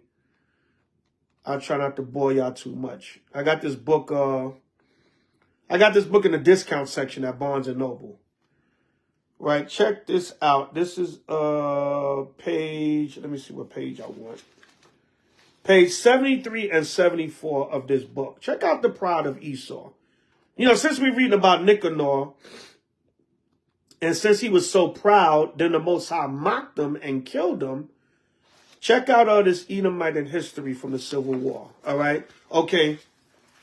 This is the final act of a true rebel. Page 73 in his book, Shocking Secrets of American History.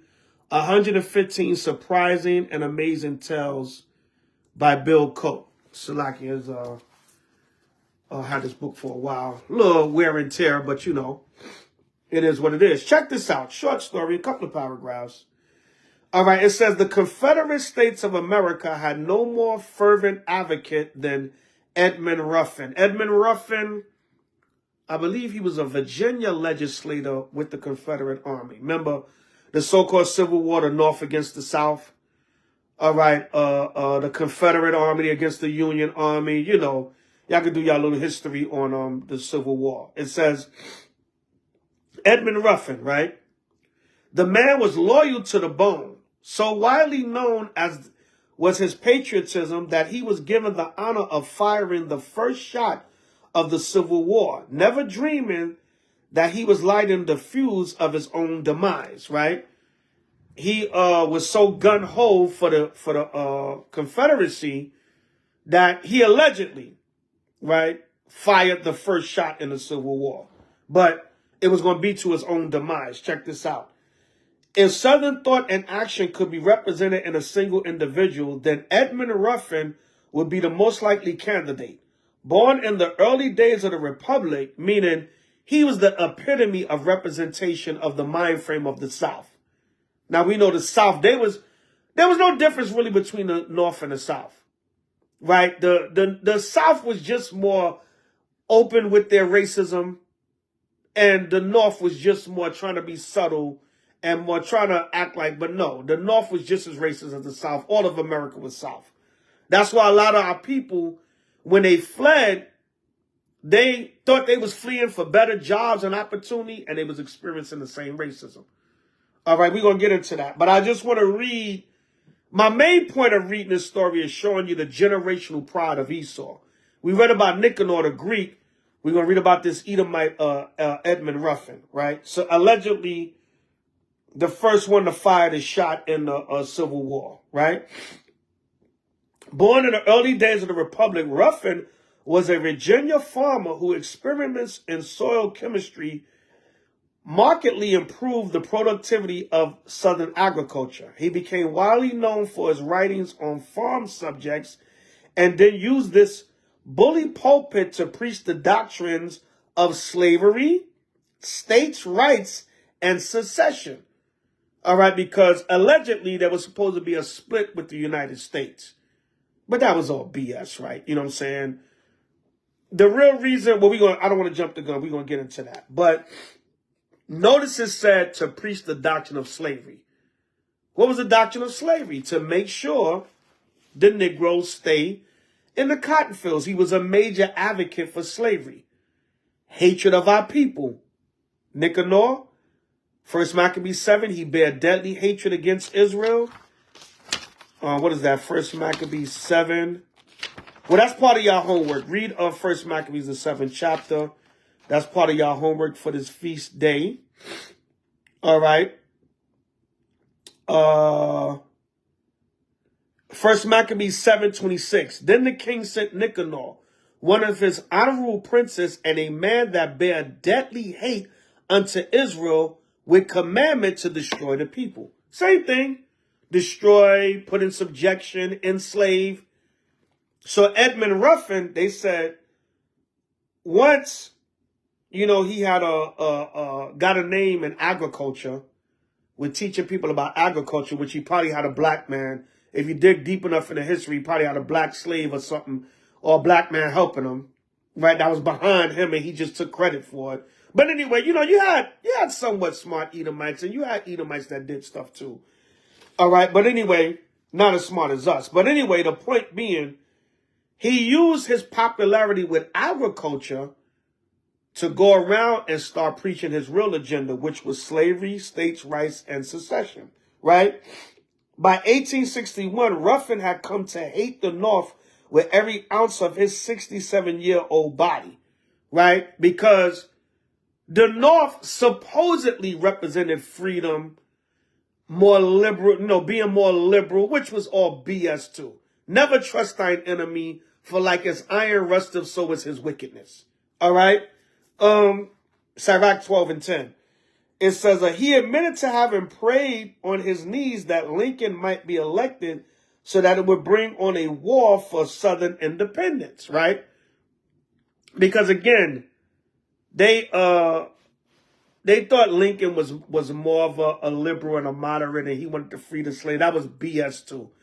Matter of fact, I'm gonna read about that also with Lincoln. But anyway, I just want to get to this devil's pride. The intricate details of the Civil War, that's good history to study also, right? It says, in December of 1860, when South Carolina held its secession convention, Edmund Ruffin was given a seat of honor. In the weeks that followed, he saw his picture sold all over Charleston as the wave of rebel patriotism began to swell towards its violent climax.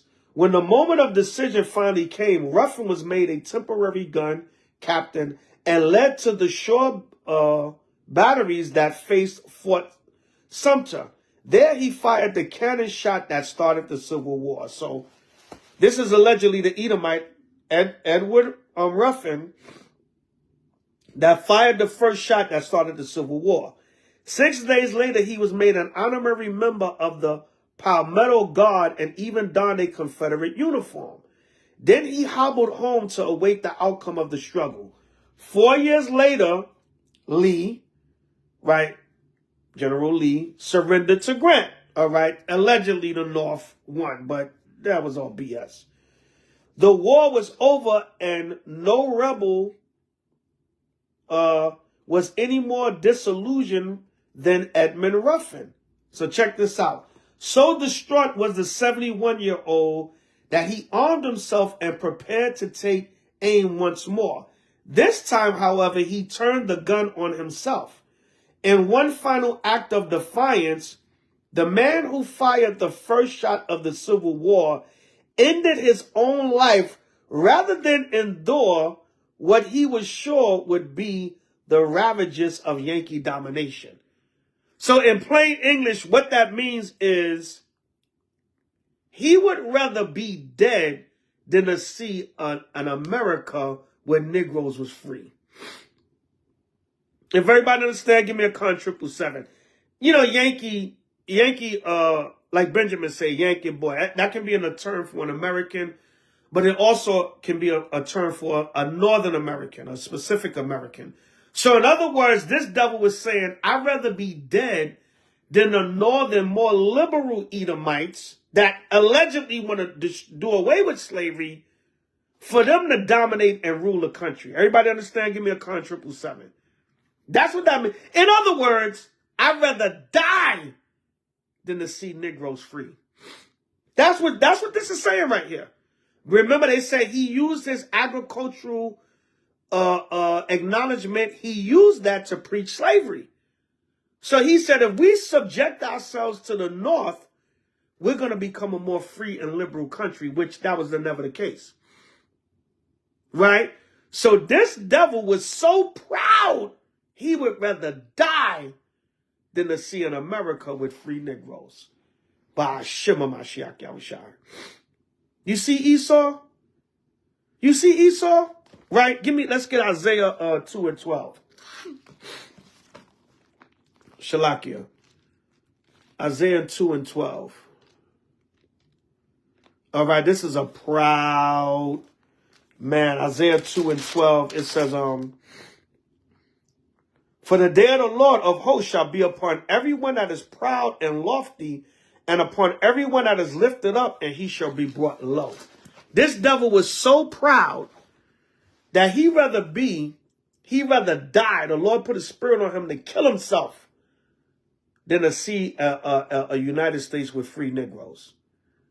Same thing. Nicanor. Nicanor was so proud. He said, if y'all don't deliver Judas up to me, I'm going to make Jerusalem a common burying place of the Jews. Right? In other words, if y'all don't bow and subject yourselves to me, same thing with Edward Ruffin. That's why the point of me bringing all this out, all this is to say that Esau is generationally proud. He's generationally proud. He's proud throughout all his generations. He's the same spirit.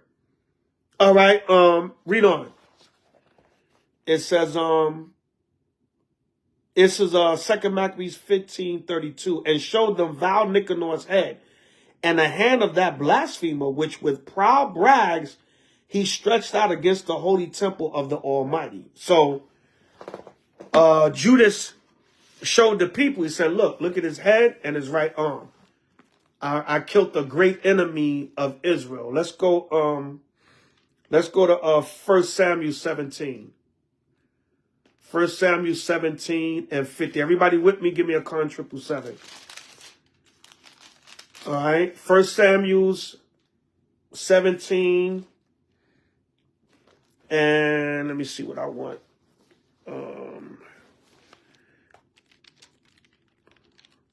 The same thing happened with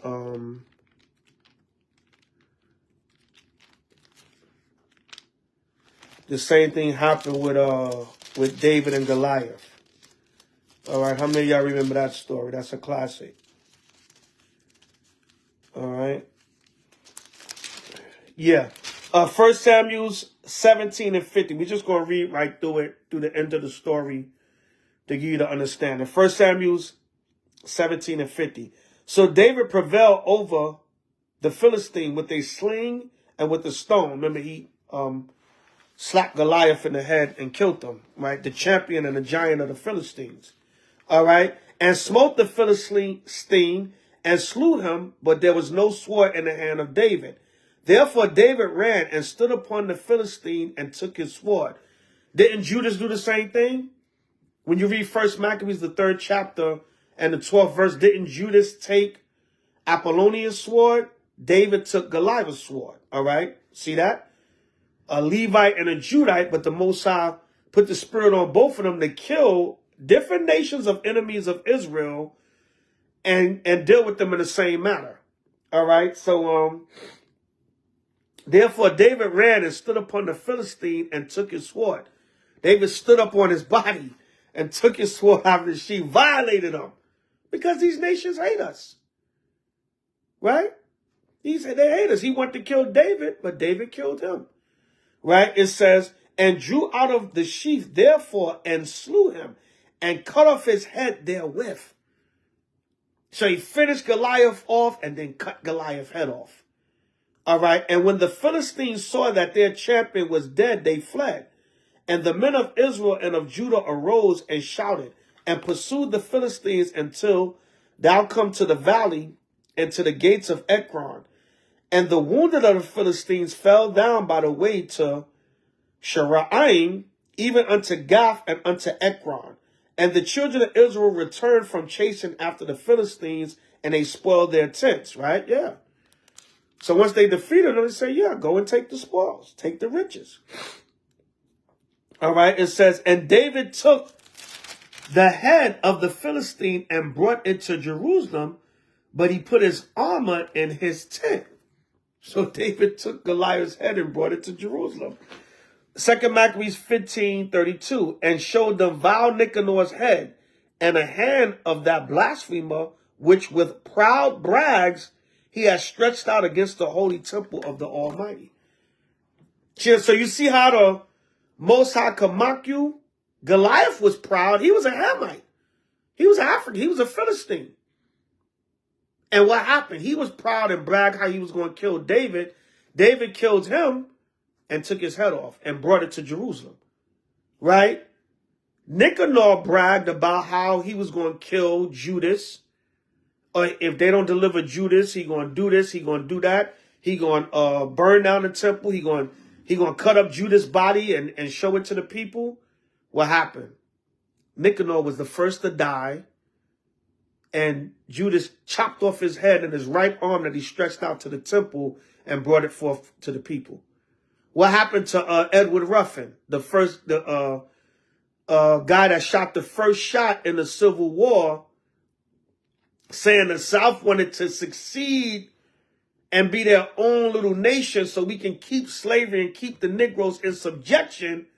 When he didn't win, or they didn't win and get what they want during the Civil War, the Most High had him kill himself. Because he said, I would rather be dead than to be under a country that let Negroes free.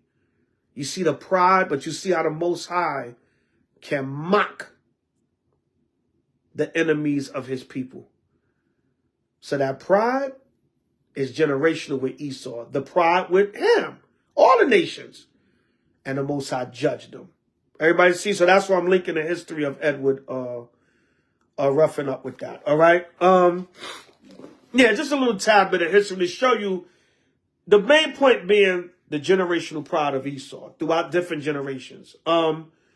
Verse 33, and when he had cut out the tongue of that ungodly Nicanor, he commanded that they should give it by pieces unto the fowls, and hung up the reward of his madness toward the temple. So as Judas said, now I'm going to cut your tongue out and I'm going to feed it to the birds, since you had so much damn mouth. All right? You had so much mouth, Nicanor. Now I'm going to cut out your tongue and I'm going to feed it to the fowls of heaven. Let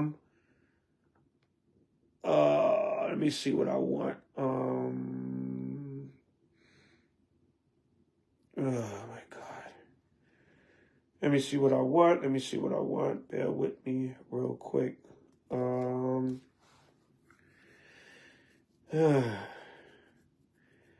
Proverbs 21:23. Proverbs 21:23. Whoso keepeth his mouth and his tongue keepeth his soul from troubles. Right? So Nicanor, you didn't keep your mouth and you didn't keep your tongue. And how did you not keep it? Because you got in trouble with the Most High. And you got in trouble with Judas Maccabees. And Judas Maccabees cut that damn tongue out of your mouth for running your mouth and saying what you're going to do against Judas and Israel and the Most High and the temple. And he fed your tongue to the birds. All right, to the vultures, to the birds of prey. All right, again, Proverbs 21:23. Whoso keepeth his mouth and his tongue, literally, whoso keepeth his mouth and his tongue, keepeth his soul from troubles. Nicanor didn't keep his mouth and his tongue, right? He literally didn't keep his tongue. No pun intended. All right? No folly, y'all. Just having fun with mocking these heathens. 2 Maccabees 15:33 again.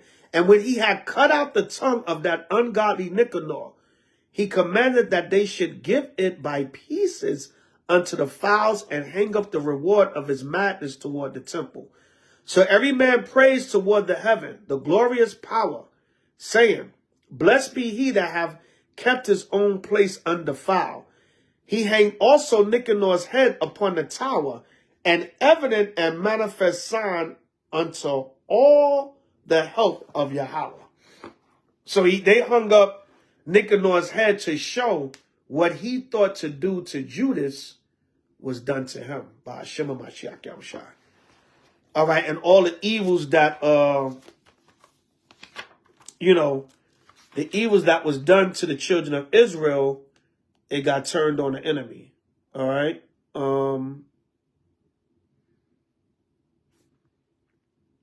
This is, let me see what I want. All right, this is 1 Maccabees 2 and 6. And when he saw the blasphemies that were committed in Judah and Jerusalem, this is Matthias Maccabees. He's given like a pep talk and a speech to Israel because he see the Greeks invading and about to take over and destroy the land and put them in subjection. He said, 1 Maccabees 2 and 6, and when he saw the blasphemies that were committed in Judah and Jerusalem, he said, Woe is me, wherefore was I born to see the misery of my people and of the holy city, and to dwell there, when it was delivered into the hand of the enemy, and the sanctuary into the hand of the strangers. Let you know the enemy and the strangers are the other nations. He's speaking about the Greeks, the other nations. All right, her temple is become as a man without glory. Her glorious vessels are carried away into captivity. Her infants are slain in the streets. Her young men with the sword of the enemy. What nation have not had a part in her kingdom and gotten of her spoils? All nations. That's why I brought up the example of Goliath too. Goliath was a Hamite. And then you got Esau. So these are all our enemies, and the Most High going to judge all of them. All right? All her ornaments are taken away. Of a free woman, she has become a bond slave. Right? It said of a free woman, Galatians 4, I think it's 26.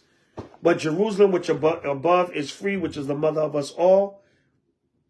Of a free woman, we've become a bond slave. And that's why Matthias Maccabees, he rose up and fought. Because he said, look, if we don't rise up and fight, we're all going to be in subjection under them. All right, we're all going to be in subjection. We're all going to be slaves to these Greeks. So, again, this is the next chapter in this book. This chapter is called Who Freed the Slaves? Right? With Lincoln, right? I'm going to just read this. This is interesting since we going into the Greek history and, us being slaves to the Greeks, right? This is the same book I was reading earlier, Shocking Secrets of American History, 115 Surprising and Amusing Tales by Bill Coate. All right, now check this one out. It says, President Abraham Lincoln is perhaps the most revered of all American presidents, and no small portion of his adulation has emerged from his image as the great emancipator. Lincoln freed the slaves is the household understanding of the man, but a second look at his famous Emancipation Proclamation raises a big question mark. Lincoln issued the Emancipation Proclamation on January 1st, 1863, with the stroke of a pen. The president transformed the Civil War into a struggle for human freedom, which it wasn't. The Civil War wasn't really about freeing the slaves. It was about the money system. That's what it was really about. But that's another topic. We'll get into that another time. It wasn't about freeing the slaves, as we're going to read right here. It was about the money system, right? But anyway, Lincoln's order freed all of the slaves within any state or part thereof that was in rebellion against the United States of America. This is where Esau played word games, and they do that to this day. I'm going to give you an example. When they use minority, Do you know most of the time when they have minority programs, our people don't take advantage of it? Minority means white women. It means gays. It means LGBTQ. It means foreigners. It means everything. Everybody take advantage of minority programs but a Negro. Well, a white woman is a minority to her white man. Right? So they play word games with the language, right? Keep that in mind. Thus, it was that human bondage was outlawed in most of the states of the South. Later generations extol the virtue of this edict, but as a practical matter, it didn't free a single slave. Meaning what? In layman's terms, all this language using here, Esau's using here. In other words, it was a lot of wordplay, but in actuality, it didn't free not one slave. All right? It said, in the first place, the Emancipation Proclamation did nothing to eliminate the peculiar institution in Missouri, Kentucky, Maryland, or Delaware. Those slave states were loyal to the Union and unaffected by the proclamation. So you can still have slaves in Missouri, Kentucky, Maryland, or Delaware. But Lincoln freed the slaves, right? Likewise, 13 parishes or counties in Louisiana and the entire state of Tennessee were exempt because by 1863, they were no longer in rebellion, right? So we're not in rebellion, so that don't apply to us. It's just wordplay. It's just words. We're not in rebellion, so we can keep our slaves, right? West Virginia, which had succeeded from Virginia, was, in the words of the document, left precisely as if this proclamation were not issued. When it came to West Virginia, it was like the Emancipation Proclamation wasn't even issued. What the hell is that? We keeping our slaves, right? So it was that in reality, Abraham Lincoln's Emancipation Proclamation freed not one single slave. In the slave states that were not in rebellion, where Lincoln could have freed the slaves, he didn't. And in those Confederate states and portions thereof that continued by force of arms to resist the federal government, where he had no coercive power to free the slaves, he ineffectually proclaimed their freedom. In other words, the status quo prevailed. In other words, Lincoln ain't free a damn thing. All the states had a loophole around the language he used in the Emancipation Proclamation where they were like, we're not under that. And then the southern states under the Confederacy, Psalms 83, they are Confederate. The southern states of the Confederacy, they just kept their slaves by force because they said we fighting anyway. Right? Of course, slavery was finally outlawed in the United States. No, it was not. Because there was reports of the 60s all the way up. The latest documentary I saw was in 2009 and in 2015 of Negroes in America still living in slave conditions in parts of the South, like Mississippi, deep rural areas of Mississippi.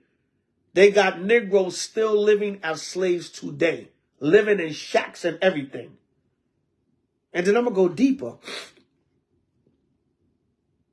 On these jobs every day, you still a damn slave. You go punch that clock, make pennies on the dollar where Esau is making millions and billions. That's modern day slavery. They paying us modern day slave wages because they're not paying us what they call a livable wage in America. A lot of times, man, people are struggling, especially nowadays, struggling check to check. You're not making a livable wage. A livable wage meaning you're supposed to make enough money to live. That's all it is. So it's still a modern day form of slavery. Then they trying to take slavery out of, well, no, not they trying, they taking slavery out of the history books in America, Texas, Florida. You can't teach critical race theory, whatever the hell that is. Just where you can't teach about no kind of Negro history. That's all that translates into. All this woke, we got to stop all this woke talk. That's all that translates to. All right. Of course, slavery was finally outlawed in the United States. It wasn't. But it took the 13th Amendment to the Constitution to accomplish it. The proclamation of the great emancipator fell on deaf ears as long as brothers continued to kill brothers on the battlefields of the Civil War. Because they try to make it seem like the Civil War was fought to free the slaves, which it was not. We still in slavery. All right, let's get the scriptures. Hold on one second. Let me prove that. First of all, let's get the the curse. No matter what Lincoln tried, you know, the Most High did this to us, and he said he will remain in slavery. We're gonna get until Yahweh shall return. All right, Deuteronomy 28:68. Let's get the classic. And the Lord shall bring thee into Egypt, meaning bondage, again with ships, by the way whereof I spake unto thee. Thou shalt see it no more again. And there you should be sold unto your enemies for bondmen and bondwomen, and no man shall buy you. Because we wouldn't be under the Israelite laws, buy meaning redeem. Shalom, Jammeh. Shalom, Sister Courtney. Shalom, everybody. Meaning, we wouldn't be under the Israelite laws where you can be redeemed out of servitude. And remember, we bought Hebrew servants from each other. We didn't buy Hebrew slaves and bondmen. Remember, the Lord says only of the heathen can be our bondmen. So, nobody would redeem us out of servitude to the so-called white man, but Yahweh Ba'Shem Mashiach Yahushai. So, along with what this book's saying, in page 75, where it said, let me get it again. All right, the title of that chapter, page 75, it says, who freed the slaves? Lincoln never freed the slaves. Lincoln never freed the slaves. Because in Deuteronomy 28:68, it said, no man shall buy thee. No man would redeem thee. All right, so Lincoln never freed the slaves. All right, because if Lincoln was able to free the slaves, then Deuteronomy 28:68 would not be a prophecy. All right, let's go deeper into that. Let's go to Jeremiah. All right. Jeremiah, let me see what I want.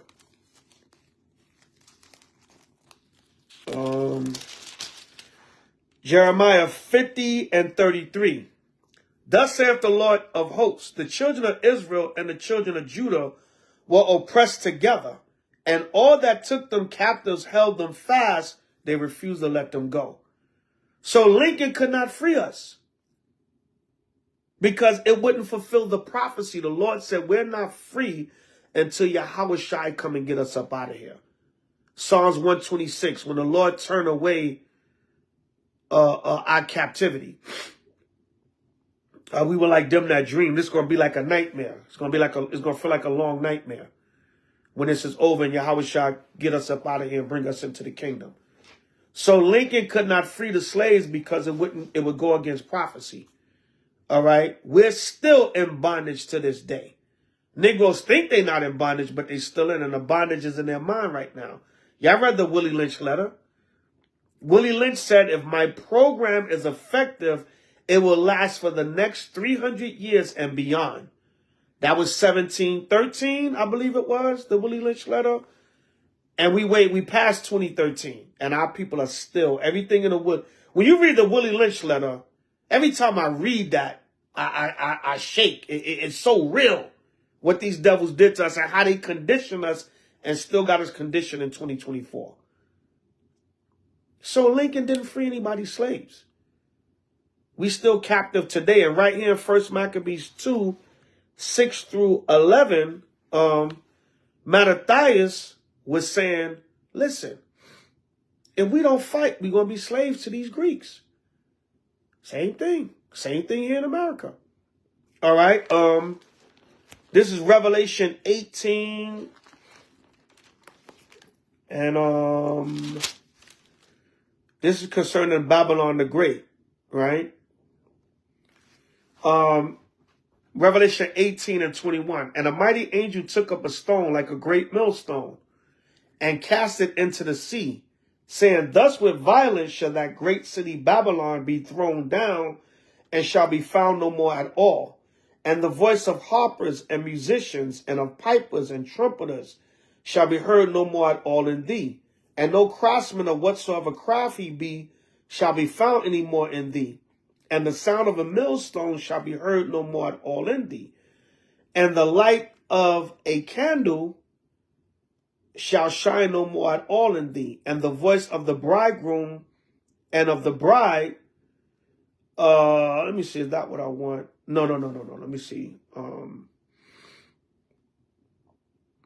Bear with me, y'all.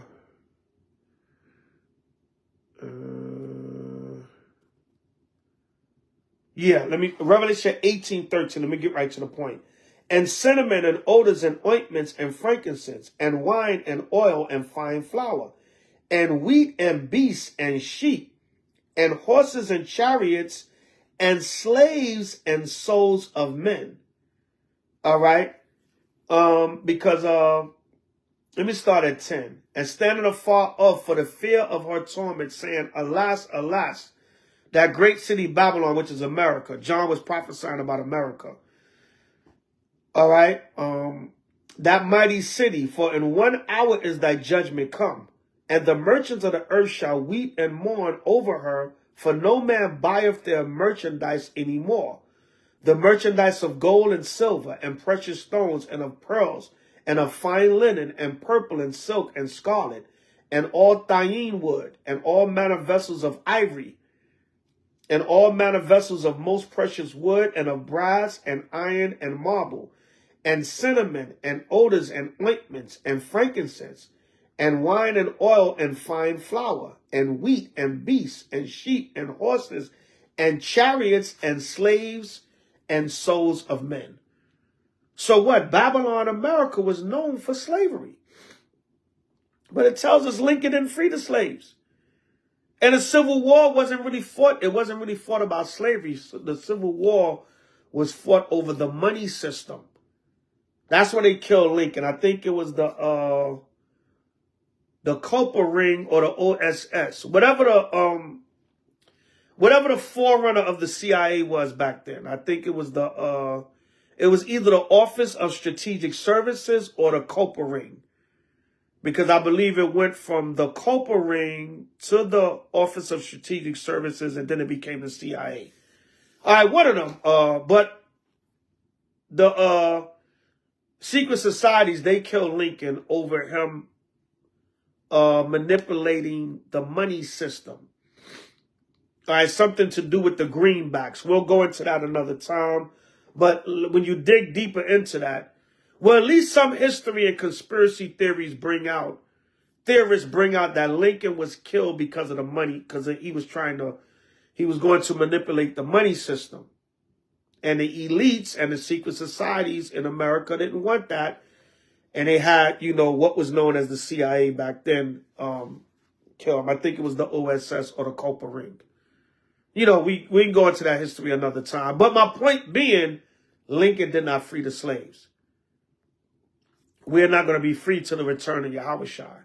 That's why I said the nations, when they see the fall of Babylon, because they're going to be like, damn, we can't take advantage of the Negro, Hispanic, and Native American anymore because we're modern slaves to Esau and these other nations. You might have a rap contract and a big chain and whatever. But even then, you got to sell your soul. That's why it says souls of men.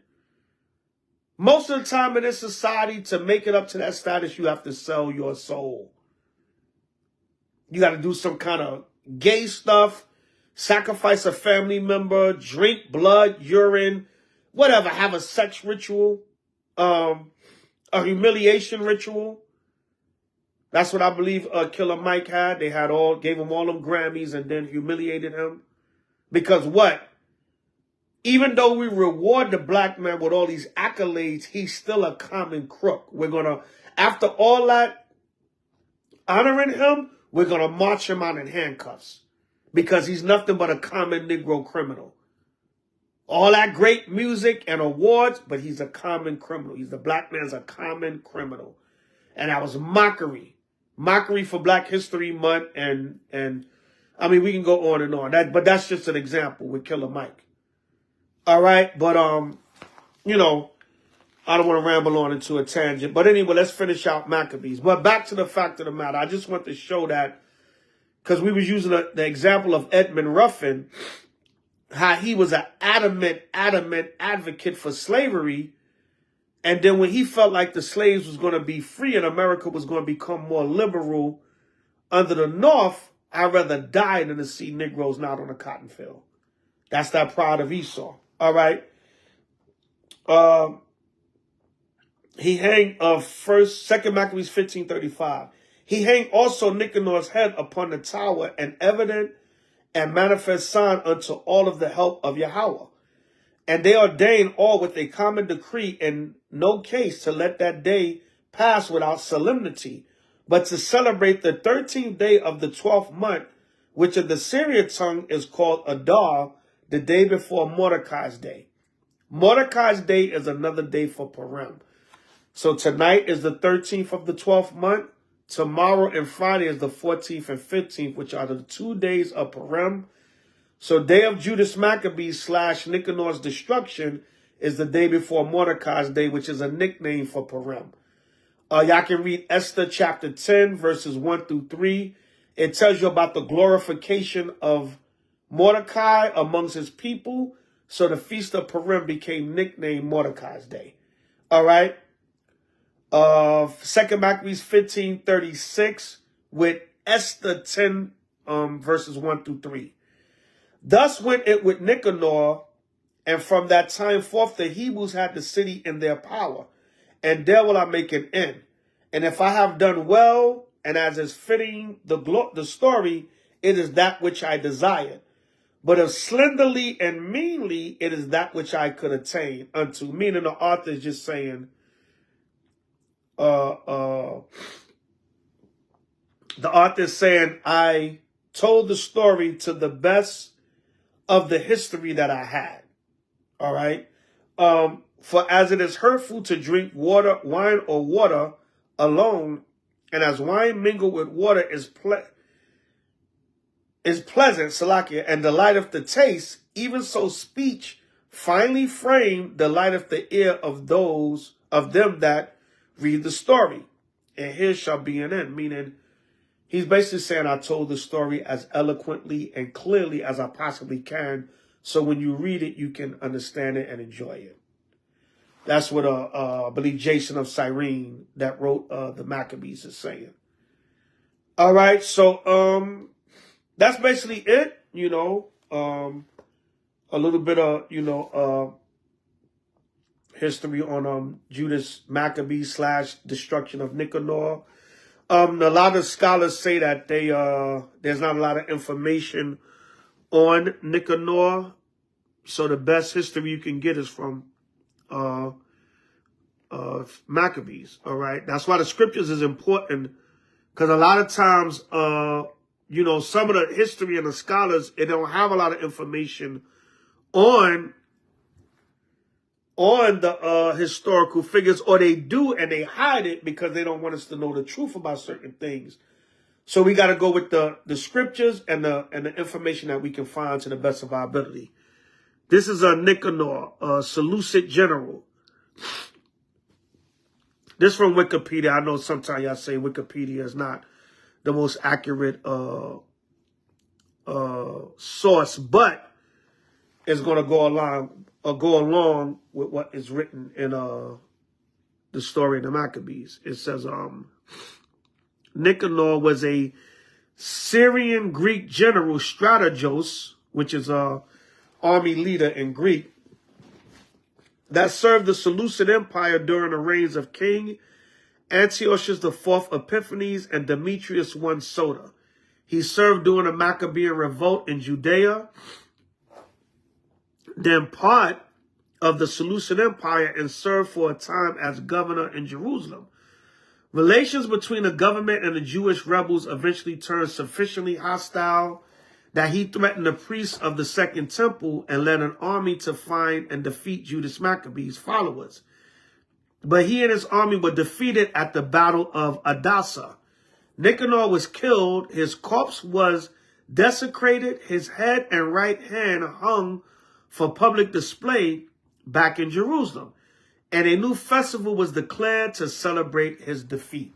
Hence, the feast is commonly known as the Day of the Destruction of Nicanor, or the Day of Nicanor's death, or destruction of Nicanor. All right? But in also honoring Judas Maccabees, we also call it the Day of Judas Maccabees, or Feast of Judas Maccabees. Right? Not exalting Judas Maccabees to worship a man. Don't get simple. But just like Purim is also nicknamed Mordecai's Day. So we nickname the destruction of Nicanor Judas Maccabees Day. It's simple. No rhyme or reason to it. As Seleucid literature was ultimately not preserved, almost all of what is known of Nicanor comes from the Jewish books, 1st Maccabees and 2nd Maccabees. Of course, the Vatican, the tombs under the Vatican, these different secret libraries, the 42nd Street Library in Times Square, they might got all kinds of documents on Nicanor that they don't want us to find. All right. From the Jewish books, 1st Maccabees and 2nd Maccabees.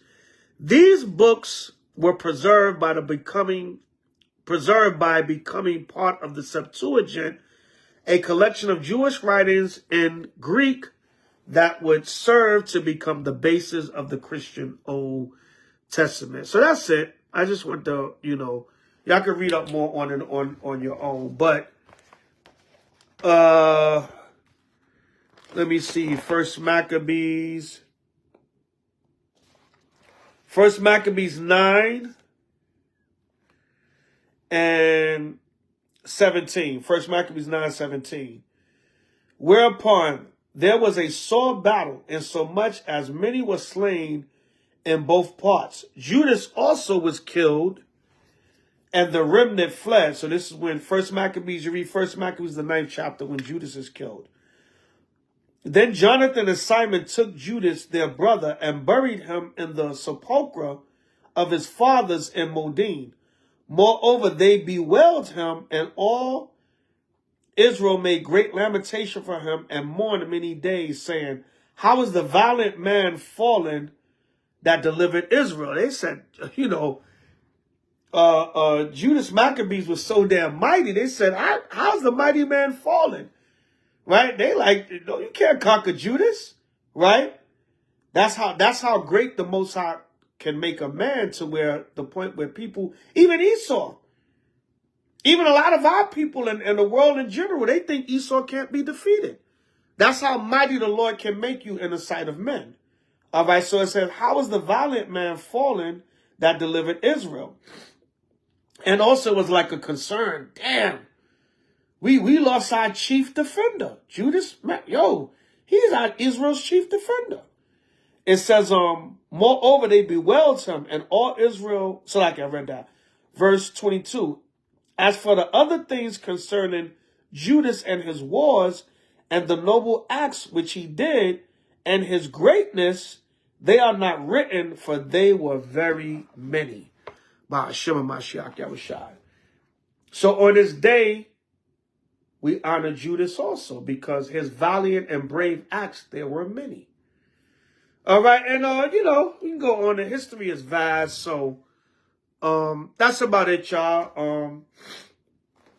Happy day of Nicanor's destruction. Happy day of Judas Maccabees. If y'all learn one thing tonight in this lesson, of course, like I always say, it's supposed to be short, and I end up going forever. But if y'all learn one thing tonight in this lesson,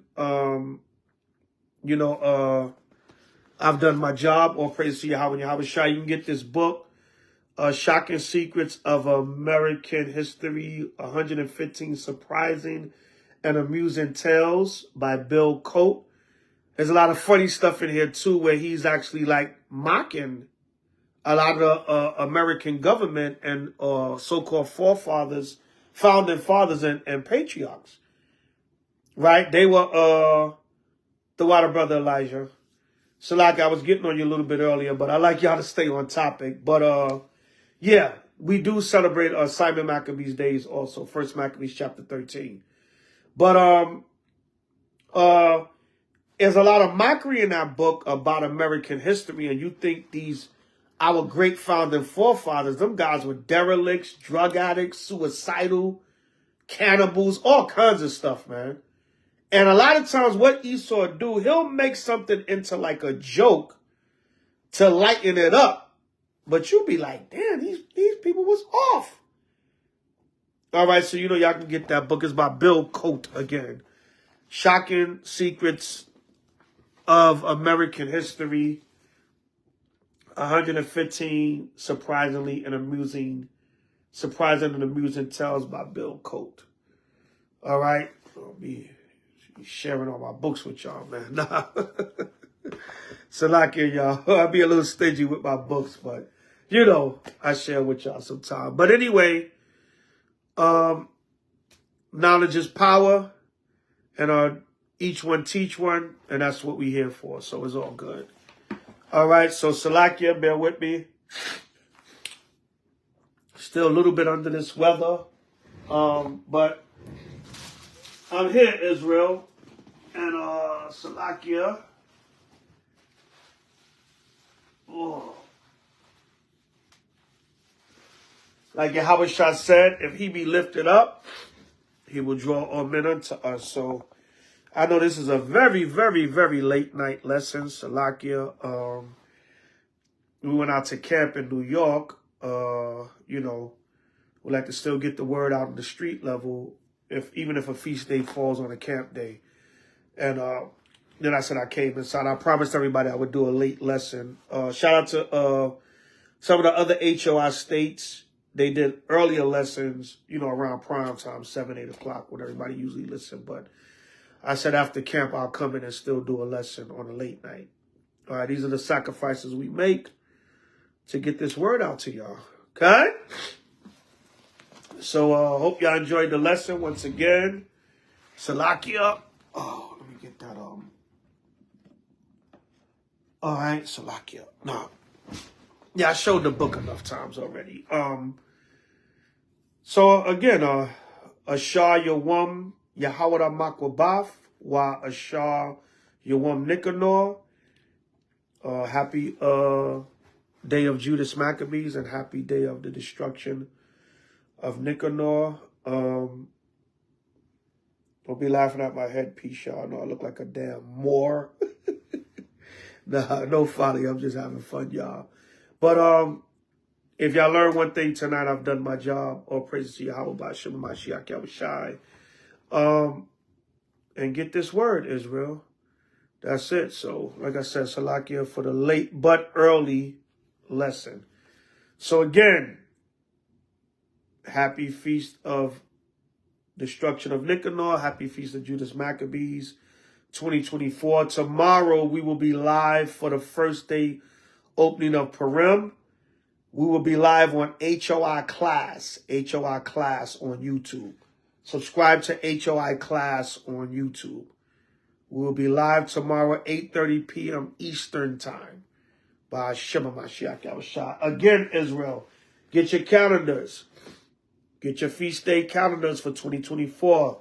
Inbox me. Pre-order because the next batch is on their way.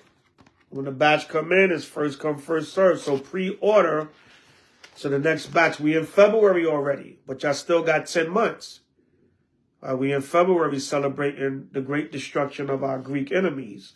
So get your H.O.I 2024 High Holy Day Feast calendar so you can keep up with the feast days.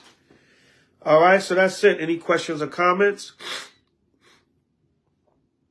Email houseofisraelnyc@gmail.com. For donations, love offerings, paypal.com, inac747@yahoo.com. I as in instinct, N as in Nancy, A as in apple, K as in karate, 747@yahoo.com. For donations through PayPal, Apple Pay, Chime, I can give you the number, Cash App upon request, Zelle, Support the ministry, man. Support this work. Passover's coming up. Passover will be in Philly. All right. It will be in Philly. We have a location on Germantown Avenue. Exact location will be announced. We have an entire weekend. Shalom, sis. April 19th through the 21st. It's an entire weekend, an itinerary. There will be camp. There will be a meet and greet. And then there will be a Passover and other little gatherings throughout the city for brothers and sisters. All right. We have local hotels. Just get at us. Get your RSVP in ASAP. You know, spots will go quick, Lord willing. And get ready to celebrate Passover Sunday, April 21st, 2024 at even, Philadelphia, Pennsylvania, H.O.I. All right, RSVP soon so you can be there in the building for the Passover. Yeah, but there's going to be a whole weekend of events, 19th through the 21st. There's no color scheme this year. You do potluck colors. You match with your family. For the meet and greet, we might have a color scheme, but for the Passover itself, you match with your family. Well, that's your color scheme. You wear your favorite color or whatever color you like with your family. All right, so it's a color scheme, but it's not a color scheme, if that makes sense. But more details and flyers and everything will be coming out about the Passover with more intricate details. All right, tomorrow night and Friday night is day 1 and 2 of Purim. Saturday night at sundown, Purim is over. All right. But tomorrow's sundown through Saturday sundown, you know, is the 2 days of Purim. All right. So I think I covered a lot. Any more information y'all need, just inbox me. I'll put some details in the comments section also. And everybody, happy day of Judas Maccabees. Feast of Purim, 2 days of Purim, and all other feast days, new moons, New Year that's coming up, Passover. Shalom. Again, get y'all calendars. Pre-order y'all calendars. The next batch is coming out soon. Pre-order so you can keep up with all your feast days. All right? So with that, peace, safety, and the kingdom of heaven to the 12 tribes of Israel. Death and destruction and judgments and prophecy to Esau and the other nations. Great day of judgment tonight. Nicanor got his proud hand and head chopped off. And all praise to Yahweh and Yahweh Shai. All right. Priest Zabach. H.O.I to the chariots fly. All the camps in Yahweh and Yahweh Shai throughout the 4 corners of the earth. Call me Ashala. We still got next. Hallelujah. Bring it out. H.O.I to them chariots fly. All the camps in Yahweh and Yahweh Shai forever and ever. Amen. H.O.I. Pull up, boys. Bring it out. We still got next. All the camps in Yahweh and Yahweh Shai throughout the 4 corners of the earth. Happy destruction of Nicanor. Happy day of Judas Maccabees 2024. Shalom. Khan. Kwam Yashala. Khan.